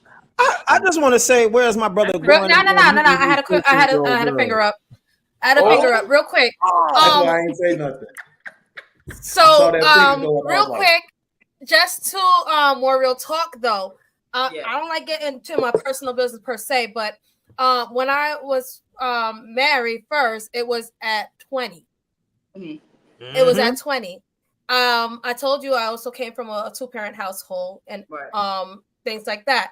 Now, I'm going to say this as going in, I knew in a sense of what was important and what took precedence. Then, even I went to school when, like, my ex-husband allowed me to go to school and all that other stuff. Mm-hmm. But my president was taking care of our kids and everything, and that's what came first. Mm-hmm. So it's like, and it's not, and I'm gonna tell you this: I was commended by a lot of the church sisters and all that stuff that I was around at that time because of how I took. You kind of, but then that's where we would go back to that our girls need to be reared a little bit more for motherhood, for being a wife, for all that from a young age, and that's what's not happening. Right. Because I went right into step with things. Of course, other things happen in life. We're not gonna go there, but I'm just saying, when I was there, I was doing it all, as a mother and taking care of my kids and everything, and step right into place. Yeah. So Jess, I'm just saying, sometimes you can't say, "Oh, too young," because Yeah. Well, I'm not saying. So what I said was, I said it is young, 21, 20, 22, but it can be done. You know what I'm saying? Just how you stepped into that role, it can be done. I just think things can be a lot more riskier if the younger you are. Like 18, I just feel like that's a serious risk. But 21, 22, you're kind of coming into things you don't really understand. But I do commend you for that, being able to step into that role. But not everyone has that level of mindset or intelligence or ability. It's a rare case, and I can tell you're an educated and intelligent woman on top of that. So it don't seem like it plays out that well for everybody else. Well, Jess, real quick, do you feel like your mother raised you to be a wife and a mother? What happened? Repeat. I'm sorry. Do you feel that your mother raised you to be a wife and a mother? I saw my mom. I saw my mom be a mom. I saw my mom be a wife. I saw, and just the lifestyle that, I grew up in a Christian home as well. So just the lifestyle that we lived, it was just, it wasn't like I couldn't even listen to music that was like, I get it. I know. Mainstream. Yeah, so it's like I was brought up in that way where it's like, okay, like having moral guidelines, having all that other stuff. So you as a parent, you understand, right? You realize very quickly that you don't know what it means to be a parent until you do it. Mm-hmm. It is one of those things that is a learning experience from beginning to end. Mm-hmm. You think you're ready for a 5-year-old until you're dealing with it. You think you're ready for a 12-year-old until you're dealing with it. You think you're ready to get that phone call saying your daughter got caught having sex. You're not, right? You think you're ready for it, but you're really not until you get to it. But this is the thing to make sure, more real talk, that I pointed out to you. The train of thought is this: 18 is too young, but on the panel we kind of agreed that 22 was okay, right? So then my question would be, well, what's the difference? Well, the argument was experience. Well, what experience? Well, Chill said sex was a part of that experience, which we all agreed, right? But then what else, right? So then if you're saying that 22 is old enough to get the experience that will make you conducive to a marriage, then by 30, you most certainly have to had enough experience to be conducive to a marriage. So then you have to explain to me why the average Black marriage ends in 5 years. Okay. Right? So being married at 30 and we divorced at 35. What's the age breakdowns on those marriages, Beans? Say it again. What's the age breakdown on those marriages? Because I know the older you are, those typically last a little longer. So what's the age breakdown on those marriages? Well, so we're just using the averages, right? So if the average marriage, the black woman is 30, the man is 31. Okay. If they last 5 years, right? So that means they're getting divorced at 35 and 36. Gotcha. But we just argued that the man isn't even hitting his financial peak until 38 and 42, which is why I didn't disagree with you, Chill, when you said the man should wait until a later time to get married, because I agree with you. He needs to be able to pay for his prostitute. But the fact of the matter, What I say? Oh, Beans. What I say, man? Don't keep using that word, sir. Hey, what I say? Beans, No. Beans, I'm gonna ask you a question real Here's quick. my question, Beach, real quick. So at 35, should he be getting with an 18-year-old? Hell no. Yeah, actually. But Beans will say yes. Absolutely. Beans, so you would, if you had an 18-year-old daughter, you would give her away to the 35-year-old? In a Hell marriage? yeah. Man, listen, I remember we had this conversation. Chaotic. Wait, look, grown man. We had this conversation at the job one time, right? And the dude gonna ask me, so if you had a 17-year-old daughter, who would you rather her get pregnant by? Another 17-year-old boy or a 30-year-old boy? I said, so what you're genuinely asking me is if I want my daughter to get pregnant by somebody who can't take care of the baby or somebody who can? Yeah, I'd rather her get pregnant by the dude who can take care of the baby. I get you there. No, I agree with that one. Every day of the week and twice on Sunday. I hope she has twins. What we talking So, like, I about? wanted to ask, why do you? I think you had already touched on it, but I was going to ask, why do you refer to women as prostitutes? Because it says the definition of a prostitute is a person in particular, a woman who engages in sexual activity for payment. So, like, yes. So that's what I was saying earlier. Is that yes, because women don't see sex as an equal exchange, right? Y'all see it as we're getting something and you're giving us something, but right? you and you want something in return for it. Outside of just the orgasm, which makes it prostitution. Hold on, but So you think that's always one-sided? But I would say that you're kind of like making the definition malleable to your own terms, because we're talking about specifically for payment. So if Chill says, "Hey, more real talk, this is what I want you to do," and I say, "Okay, well, how much?" And he says, "Oh, okay, I'm gonna give you $500, $1,000, $2,000," and I say, "Okay," and I go perform that act. That is complete prostitution. Because if you look in a relationship with anybody, even just friends, there's things that you want in return. And if that friend isn't giving you that type of thing in return, is that prostitution? Because every relationship has a give and take, period. No matter what. But that's what I'm saying. See, we're not even talking about the relationship. We're talking about sex. Right, so that's what I'm saying. You have to remove the relationship component because that doesn't make a difference. You can be a prostitute. But even if we're talking about sex, and a woman feels like she's giving you something, she's not getting anything in return. A lot of times that doesn't stand on just financial stuff. It could be, why don't you hold my hand anymore? Come on, don't do that. Prostitution is specifically an exchangement of money. That's the point I'm trying to make. That's what prostitution is. It's specifically the exchangement of a sexual act in exchange for money. The terms are cut and dry. This is what you gonna do. This is what you gonna wear. This is how you gonna act, and I'm gonna pay you to act accordingly. Yeah, so when a person uses that term, they know exactly what you're talking about. Well, they would think that that's what you're talking about. They're not gonna say, "Oh, he took that term and he redefined it to mean what he wants it." Like, no. So listen, wait. Damn, think about what she just said. Remember, Damn, I told you, chill, pay attention. It's D-May. It's D-May. What? D-May? Okay, yeah. D-May. So D-May, can I call you DM? DM. Okay, DM. Going down. Listen. Wow. Okay, I told you I listened very intentfully, right? So this is what the sister did. This one over here. Which way is it? This one over here. This is what she just did. She read the definition, right?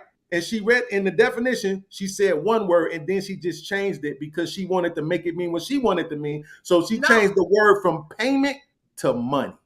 But the definition says payment, not money, right? This is what makes it prostitution, because you believe that you deserve anything other than the dick that you got. Bro, why do you think you deserve anything other than the dick that you got? What if you don't see sex as fair exchange? If you just acknowledge that, the point is mute at this point. It's prostitution. So more real talk. Are you telling me that you don't believe that women engage in relationships, including marriages, for the sake of resources? And men do as well. So yes. So that makes it prostitution. What about the men though? I know you got your karate move. What about the men though? I know you got that. But no, I didn't say what about the men. I just said men do as well. Men have their. I know that's that. What about the men though? We want to make sure we include the men in it too. But I'm just saying, for the sake of the question, do women engage in relationships with men for the sake of resources? Yes or no? Yes. Okay, that's prostitution. Thank you. Okay, All and right, so cool. what about the resources that a woman has that a man needs? Is that also I've done it my whole life. Remember, I told you, I got more, this. I've done it. I've lived it. That's what, remember, I told you I love single mamas and whores. I have no problems with them. I've been I was a whore for a So long you're a time. whore. Right, Oh, but okay. wait, but I wait, just but wanted to wait, get but it straight. hold on, y'all. So it sounds like based off that term, you're a whore. That could be labeled as you being a prostitute. I was. So, but see, the point I want to make though is that Used to rap if with we're Diddy. gonna look at it, if we're gonna look at a woman, being in a relationship for something in How is you return, a it can't be one way, because the reason that a man wants to get with a woman, especially her being younger, is so that he can pass on his legacy. That is an exchangement for him and his benefit on what's gonna live off after he's dead. And her as well, but more so the man. So I just don't think we can adjust the word payment and make it sound like it's an exchange of whatever the hell. But we all know that payment is referring to specifically finances. That's how we use that term here in America. Is that payment is going to be extremely not extremely, but solely connected to money, finances. So would a woman be a fool for not getting with a man because of what he can provide? Because from what I've heard on this channel, that's what every man believes that the man should be able to do, is provide. So if she's looking, if she's a prostitute because she's looking for a man to provide for her, then it's like this whole conversation is null and void. Hold on, real quick, chill, real quick. All right. Hold on. We got a super chat. So gotta give my boy a shout out. That's what's up, y'all. That's what's up. All right. Let's keep going. Let me step up in this. Listen here, real talk. You got to let this one go. Look, there are fellas out here who want to always think that women are prostitutes, but see, what they're too scared to admit and realize is that women have an unspoken rule. Sir, all women on this earth understand what their value is, and that's their years and their body. If you are getting any of that, they expect their life to change. That's across the goddamn board. And if she gets with a dude who think like you, bruh, nah, that ain't it. You want to use up her body and time and expect to do nothing in return? Matter of fact, I need to ask you something. You're making a lot of assumptions. No. This is what you said. You feel like it's prostitution for her to expect something. That is that's her value. Her body and her years is what she is worth. That's her value across the board. So you, as a man, if you're getting that and you don't expect to give nothing in return, then what are you here for? Are you here just to take their years and use up their body? What's up? You know what? Y'all so silly. Let me tell you something. Why is it more real talk? Can you tell me something? Why is it that young women say they don't want to date older men? What's the number one reason why they say they don't want to date older men? I don't know why they say that. I just don't want to be. I think I know what you're hinting at. You're talking what about is it, the lack of performance in the bedroom, possibly. Is that? Oh, so wait a minute. So you saying that I also have some time and some years that's valuable, right? Because there's going to be a time and a place when I can't perform like I used to. So at that time when I'm able to perform like I can, that's also valuable for me. See, when I was young, let me explain something to you, Chill. When I was young, my godmama told me I was stressed out. No man told you that. A woman told you that. Absolutely, a woman told me this. She said I was stressed out because I was young. I was probably about 14, and I was trying to get some money together to get this girl a gift. And she said, I don't understand why you stressing out about getting her a gift. She said, did you have sex with that girl? I said, yeah. She said, when y'all had sex, who's doing all the hollering, you or her? I said, her. She said, why are you stressing about getting her a gift? She need to be getting you a gift. And that's how I live the next 30 years of my life. Yep, and that's why you got to be. I matter. Wait, I matter, dog. You can't tell me that I don't matter. You can't. Wait. Chill. Hold on. You wanted me to let you talk, right? You gotta let me talk. Chill. You can't tell me that my dick don't matter, right? And then in the same breath, try to tell me that I'm supposed to marry this woman, give her my seed, right? Pay for all her bills and all this other stuff. And if I cheat on her, now she get to leave me, take half, take all my money, take my kids out of my life because of what I did with my penis. My penis obviously matters. Okay. Right? So all I'm saying is just don't take that away from men and just say, oh, woman knows her value. We know our value too. What the sister right here, the gorgeous sister right here, this is what she tried to do because she thought she was going to use her looks to confuse me, right? She just tried to switch it up and make it again. She just tried to switch it up again and make it about relationships. And I'm saying, All we're talking about is sex. A man, I can go right now, more real talk, and say, come over here. I want to be with you. I'm going to go and be with her, right? And then I'm going to try to perform the best that I can. And when we get through, I'm not going to have an expectation that now because she had sex with me, she owes me something. That's the difference. That's what makes women prostitutes. It's because they believe after the intercourse, now you owe them something. And so, and it wasn't, I didn't try to switch the conversation to relationships. You're going to segue. Hold on. Let me get this. All right. Check this out, man. Man, I see where the problem is. And this, I'm gonna be real with you because I love my melanated people. I do. I love my brothers and I love my sisters. You want to know why you think the way you think? Is because that woman that was in your life raised you to look at the world through the lenses of a woman. And that's why you think the way you think. Sir, you got shit fucked up. I'm gonna be honest. You keep making assumptions about me instead of addressing the point. No, I am. I'm trying to address. Don't address the man. Address the point. Well, it's your point. You okay? So what? Just address the point, sir. All right. You can't trade on looks like women. Stop saying your dick matters. Your productivity matters. And if that ain't what you're talking about, nigga, get out the game. You might as well stick your ass in that big ass bin in front of Walmart with them cheap ass DVDs, nigga. You are in the bargain. You say you can't trade on your looks matter. What does that mean? Blue pills matter. That's his catchphrase for today. Yeah, you in the bargain. That's his catchphrase. What does trade on your looks mean? Trade on your looks, meaning you trying to get the same results that women get. Like you mad at a woman for wanting something in return for her years, her youth, and her body. Nigga, you can't do that. You get something in return from women for your productivity. And you ain't saying that. That is a definition of a dusty. Women need to stay far away from you. Insert cash. See, here's the problem is that you keep making these assumptions about my life. You can't make no assumptions about my life based on my opinion or based on my perspective. That's cute sliding back around the screen, but you can't make no assumptions about who I am. We're talking about my perspective. See, this is what most guys do. I talk about this all the time. When you can't objectively rebut the point, you try to rebut the man, right? So here's the thing. Oh, wait, hold on. See how you need to talk? Here's the thing. You're wrong. I absolutely traded on my looks for 20 years because I was beautiful. Absolutely beautiful. Absolutely. Melanin was on fleek. Teeth was on fleek. Brown eyes was on fleek. Stomach, six-pack, pigeon-toed, bow-legged, dog. Absolutely. Wait. Cars, money, crib. Traded on my looks for a long time. Now, here's the thing. The same way how it applies to women that you can't do that long term, it also applied to me. I wasn't able to do it long term. But that's neither here nor there. Because that's not the point. The point is whether or not women are prostitutes for expecting payment behind sex. You have not made a single argument to refute that. I just did. You think you have, but you haven't. I just did. Women no, is not prostitution. Listen to me. Hear me out. Maybe it's because you're feeling like I'm attacking you, and I'm really not. Or it's because you keep addressing me instead of the point. But it's your point. The question is, are they prostitutes for expecting payment for sex? That's yes or no. It's not payment that they see. That's the difference between you. You don't understand women. It's not payment that they're expecting. They're expecting you as the man to change their life. And if you can't do that, man, bro, get the fuck out the game. That's not payment. That's you doing your job as a man.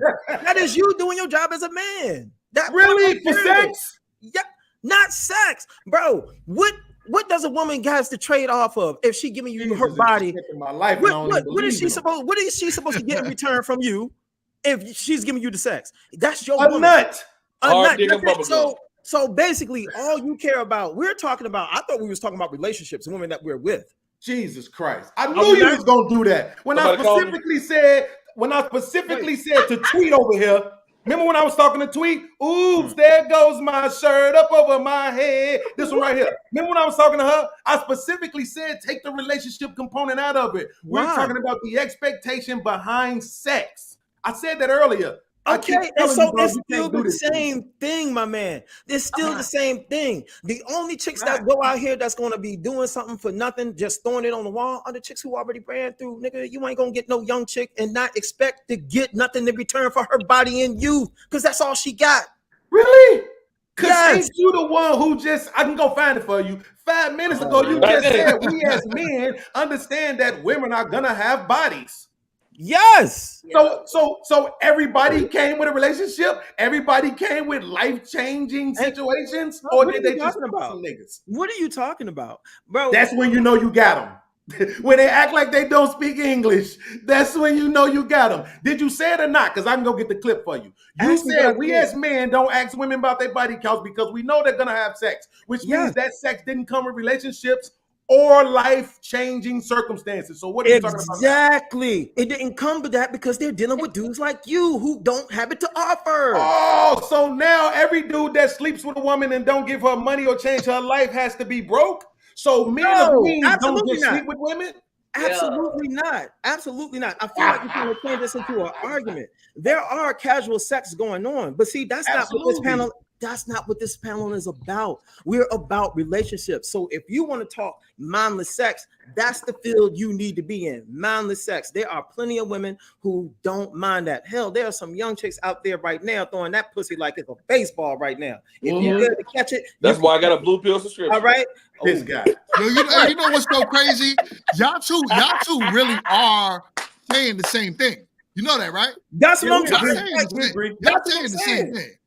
Is it? Well, the thing that we got to hang up on is that he is okay, like that whole 18-year-old thing. You know what I'm saying? When a man says that, like I tell you, a woman has an unspoken rule. The moment she gives her body to you, she expects her life to change. Now, I'm talking about in relationship sense. If a chick is with you, she expect you to change her life. Now, I ain't talking about no jank you doing the easy layup in the crossover on. I don't give a fuck about that. That's not something that's gonna, you know what I'm saying, grow to anything. It's just in the hook shot and you're done. But a chick that you were responsible for, that you taking under your wing, that you going to print on, you better upgrade her life if you taking her years and her body. Because if not, you're going to pay dearly. Absolutely. That's why he said we're agreeing, right? I'm not disagreeing with you on that. What I'm saying is the problem is that people don't like it that I use the term that correctly describes it, and that's prostitution. They just don't like that because when you expect payment for sex, here's the thing: if she wasn't having sex with that man, she wouldn't have the same expectation. But Beans. So the fact that the expectation is based on sex makes it prostitution. If you view that as women, what about your mother and your daughters? Are they prostitutes? Absolutely. Your mother. We on live right now. Wait, y'all. We on live right now. It is 7:26 p.m.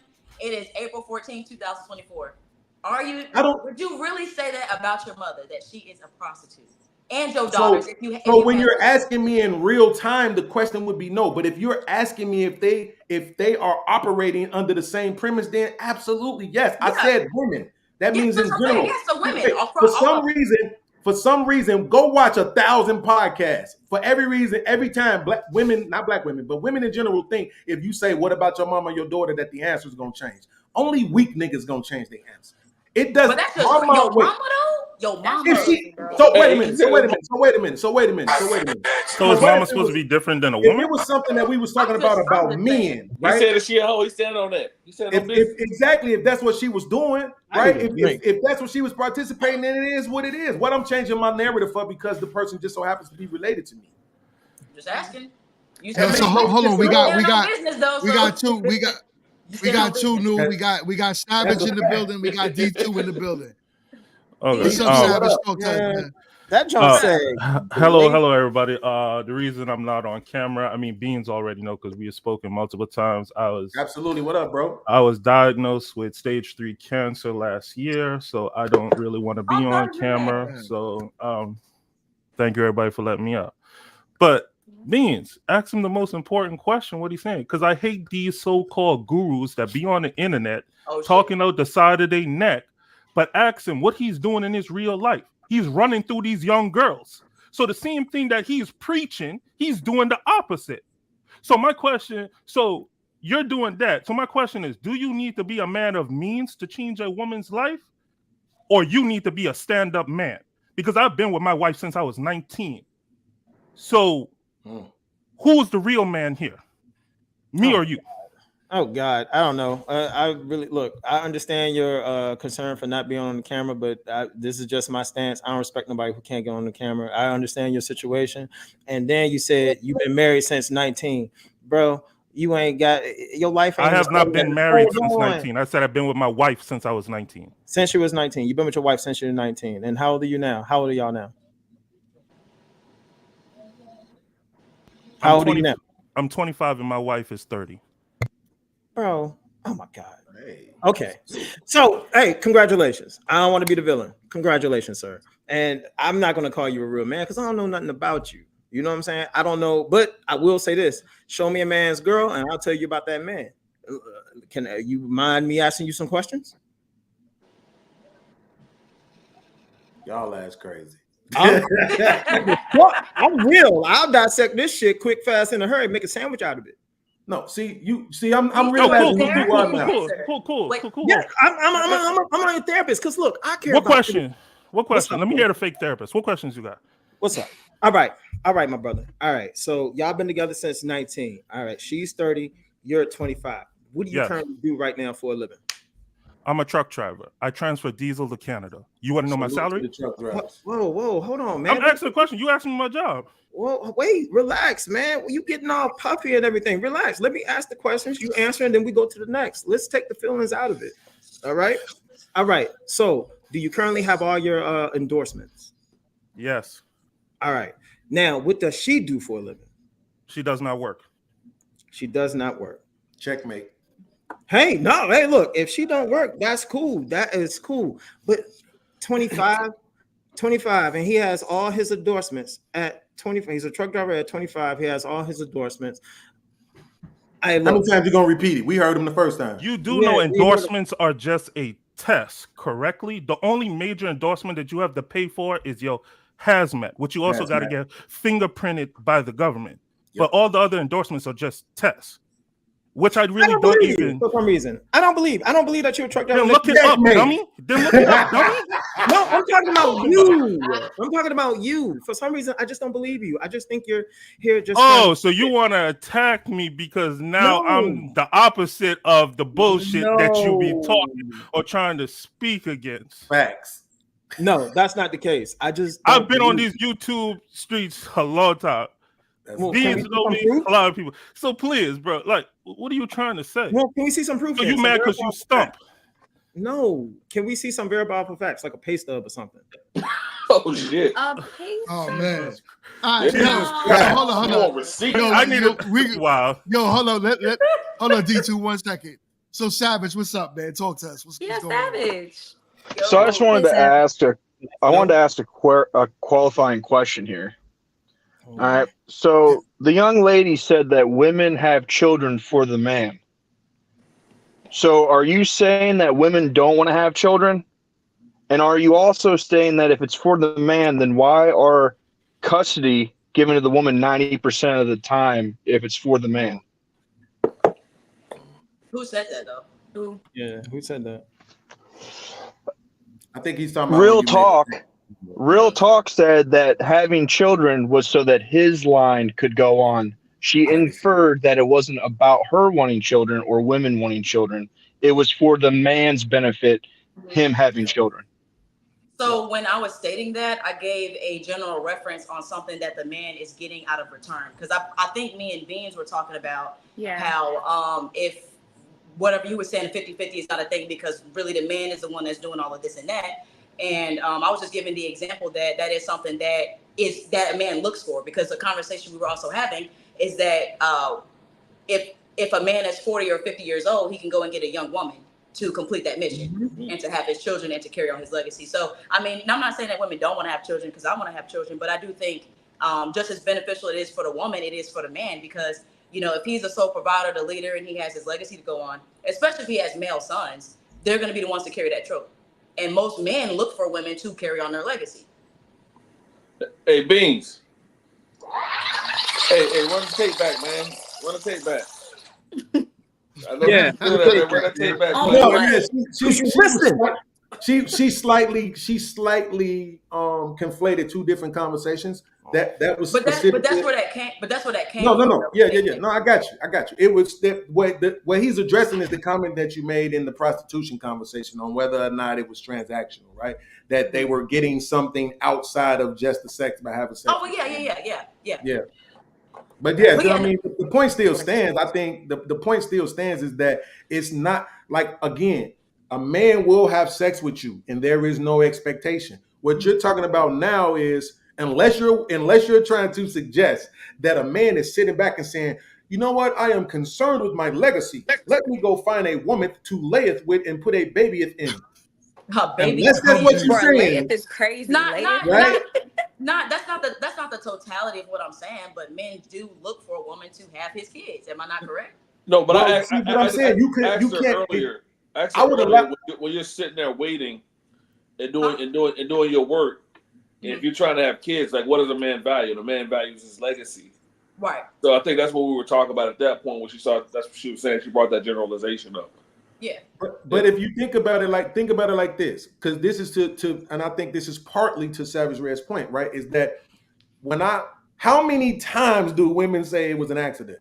When we ask them why did they have these babies early with these guys that they never married? I was young, I was dumb, it was an accident. Well, if it was an accident for you, are you sitting here trying to suggest to me that this man got you pregnant on purpose because he was concerned with his legacy, right? So you can't make that statement. It's just not enough people to generalize it like that to suggest that all of these babies that men are making is based on them being concerned with their legacy. Nobody's making that statement because we got Dusties out here that are actually just doing it, you know, and not giving a damn, and literally not giving a damn about what's going on. There's plenty of men that'll just go lay down and you get pregnant, they own. So there's just as many men that don't care about any of that. But I'm not making the statement to be that's why they doing that. No, that's not why. Really quickly, K-Hawk, I just want to ask one question. When you use the term dusty, would that apply to women who A, delete babies, A, drop babies off at fire stations and put them up for adoption, and B, and C, allow their grandmothers to raise their kids? Are they also dusties?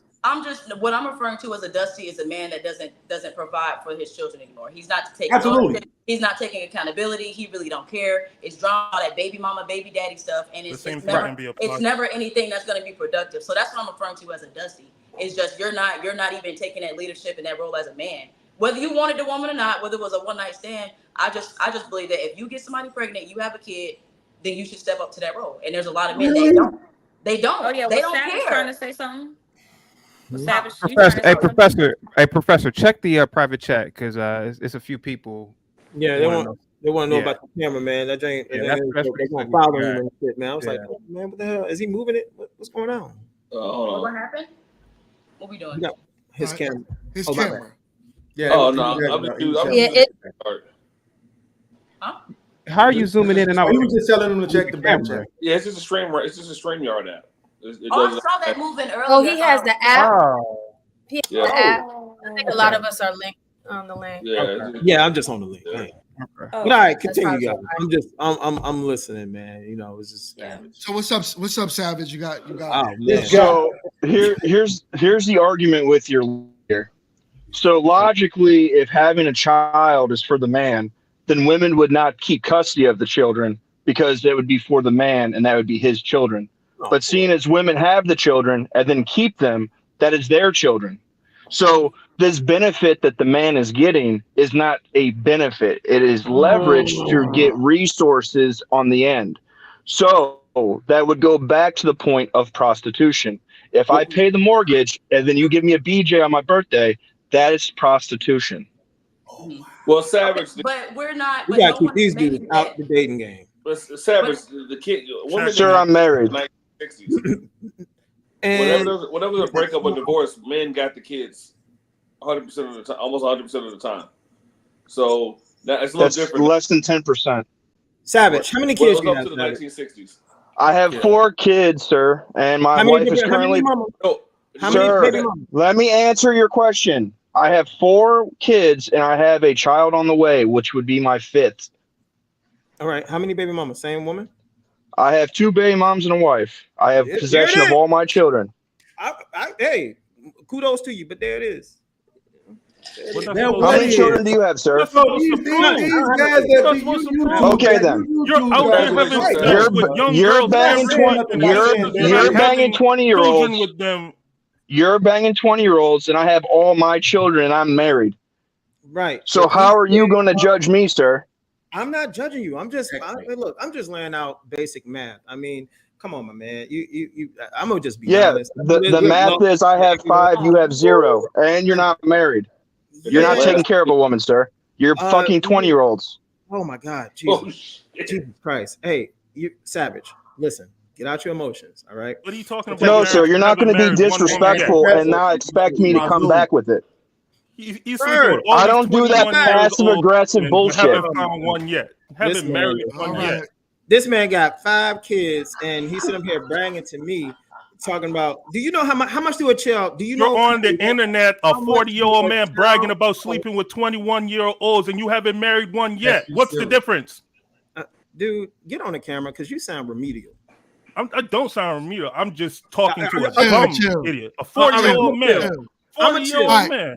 All right. No insults, y'all. Right. Let's keep it peaceful, man, for YouTube. Let's stop trying to beat. You don't I would like to. remedial. Well, stop being passive aggressive like a woman. You did. Chill, you did call him remedial. His voice made me think about that movie Radio with Cuba Gooding Jr. I'm sorry. I was glad my blue pills around. That's all. I just would like to say that's why you bang 20-year-olds, sir. I would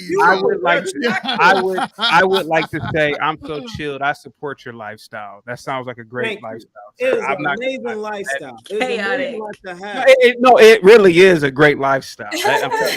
You were stuck. For unproductive. A person who don't how do you know he's responsibility. How do you know he's unproductive? Because he's talking about marriage and how men should get married and men should marry younger women, but he on the internet bragging about sleeping with 20-year-old women all the time, but he haven't picked one. That's a problem. And be responsible. You got to test drive the car before you buy it. All the time? I don't even know you. How many test drives do you need? How many different cars do you need to test drive? Hold on. Everybody. What? Y'all think that's logical? Hold on. Y'all think that's logical? First, can I ask a question? You said I brag about this all the time. To who? That's what you did. That's what you did on this panel. But you said all the time. This is bragging about 20-year-olds all the time. I never said that. Hey, DJ, can you run it back for me? Can you run it back? Hold on. My apologies. Okay. I could take responsibilities. My apology. Thank you. My apology. Chill. Do you realize this is karma? This is karma. No karma. This is what it's like when you attack the man instead of the points. You should learn your lesson right here. Wait a minute. So you feel like a dude getting on here who can't show his face, who is trying to argue with me is karma? Man. Yes, he's checkmated you twice. How? As far as logical debates go, you're losing. What do you need to see my face for? My face isn't. That's a nice hoodie, but other than that, you getting your ass whooped. I don't know what you listening to. About? On the debate side, he is goddamn Drago and Apollo Creeding you. We are at the funeral right now. I'm gonna be honest. And that was a good movie. I'm gonna be honest. I have absolutely no clue in what you're saying because see, what you're saying is that he's beating me in an argument. But what is the argument? He said that I'm bragging about sleeping. The argument is that you're a hypocrite. You're not living the life that you preach. That's the argument. Guys, I've already been married. I've been married for 20 plus years before. I got a divorce because. And why did you divorce your wife? Can you please? Why did you divorce your wife? What was the reason? I didn't divorce her. She divorced me. She divorced me because. Why didn't you work harder to keep your wife? Wait, D2. You got to let him. You got to give him the rope. Just give him the rope. Go ahead. I mean, we gotta take the emotions out of the boy. We got too many soft niggas out here. But there's no emotions, and I'm not soft. Please don't call me soft. It's a trap. Don't respond. Please don't do that. You don't know me like that. You don't know me like that. You don't know me like that. Look, check this out. So I was married. I met a woman when I was 18, 19 years old. We've been together, got married at 25, got a divorce at 39. Let's just be honest. I grew up in the system. I didn't know what the long laundry list of what a man has to do to keep a woman engaged and interested in him. I had no fucking idea. I had to learn by smacking my face up against the wall and making those mistakes. And she had a kid. You know what I'm saying? So I was a stepdaddy. I was all of that. Now look, after the divorce, let me tell you, man, hey, I had to hit rock bottom to understand how this game really works. See, my shit and the stuff that I speaking, it ain't coming from no YouTube channel or something that you heard from your friend or on no video. My stuff comes from real life experience. My stuff comes from power dynamics, and you can say whatever you want about what you think or what you feel a woman should do or whatever. But my man, if you don't have the leverage, you don't have shit. Jess. T, read those comments. Jump. So I want to thank real quick, chill, real quick. I'm sorry. When he's gone. Oh, he left. Oh man, he's probably coming back, y'all. Chill, Yeah, he just coming left. back. He's coming back. He's Mic coming drop back. shit. Hey, wait, hold on, but I want to thank Portia for saying that my that skin was is beautiful. sweet what she wrote. Yeah, and thank you for saying I have a nice smile. Thank you, Portia. You look beautiful too, girl. Do you see this feminist? Do you see this feminism? All right, hold on, real quick. Wait, Beans, what feminism? So she sent one comment. I've been commenting about you all night long. You ain't thanked me once. Thank you, But Beans. she get a thank you though. But you That's had, okay. you was like, oh, she's trying You can say you got beautiful. Thank you, Beans. You said you got beautiful skin and all that. Listen, I'm check it, sorry, right? Beans.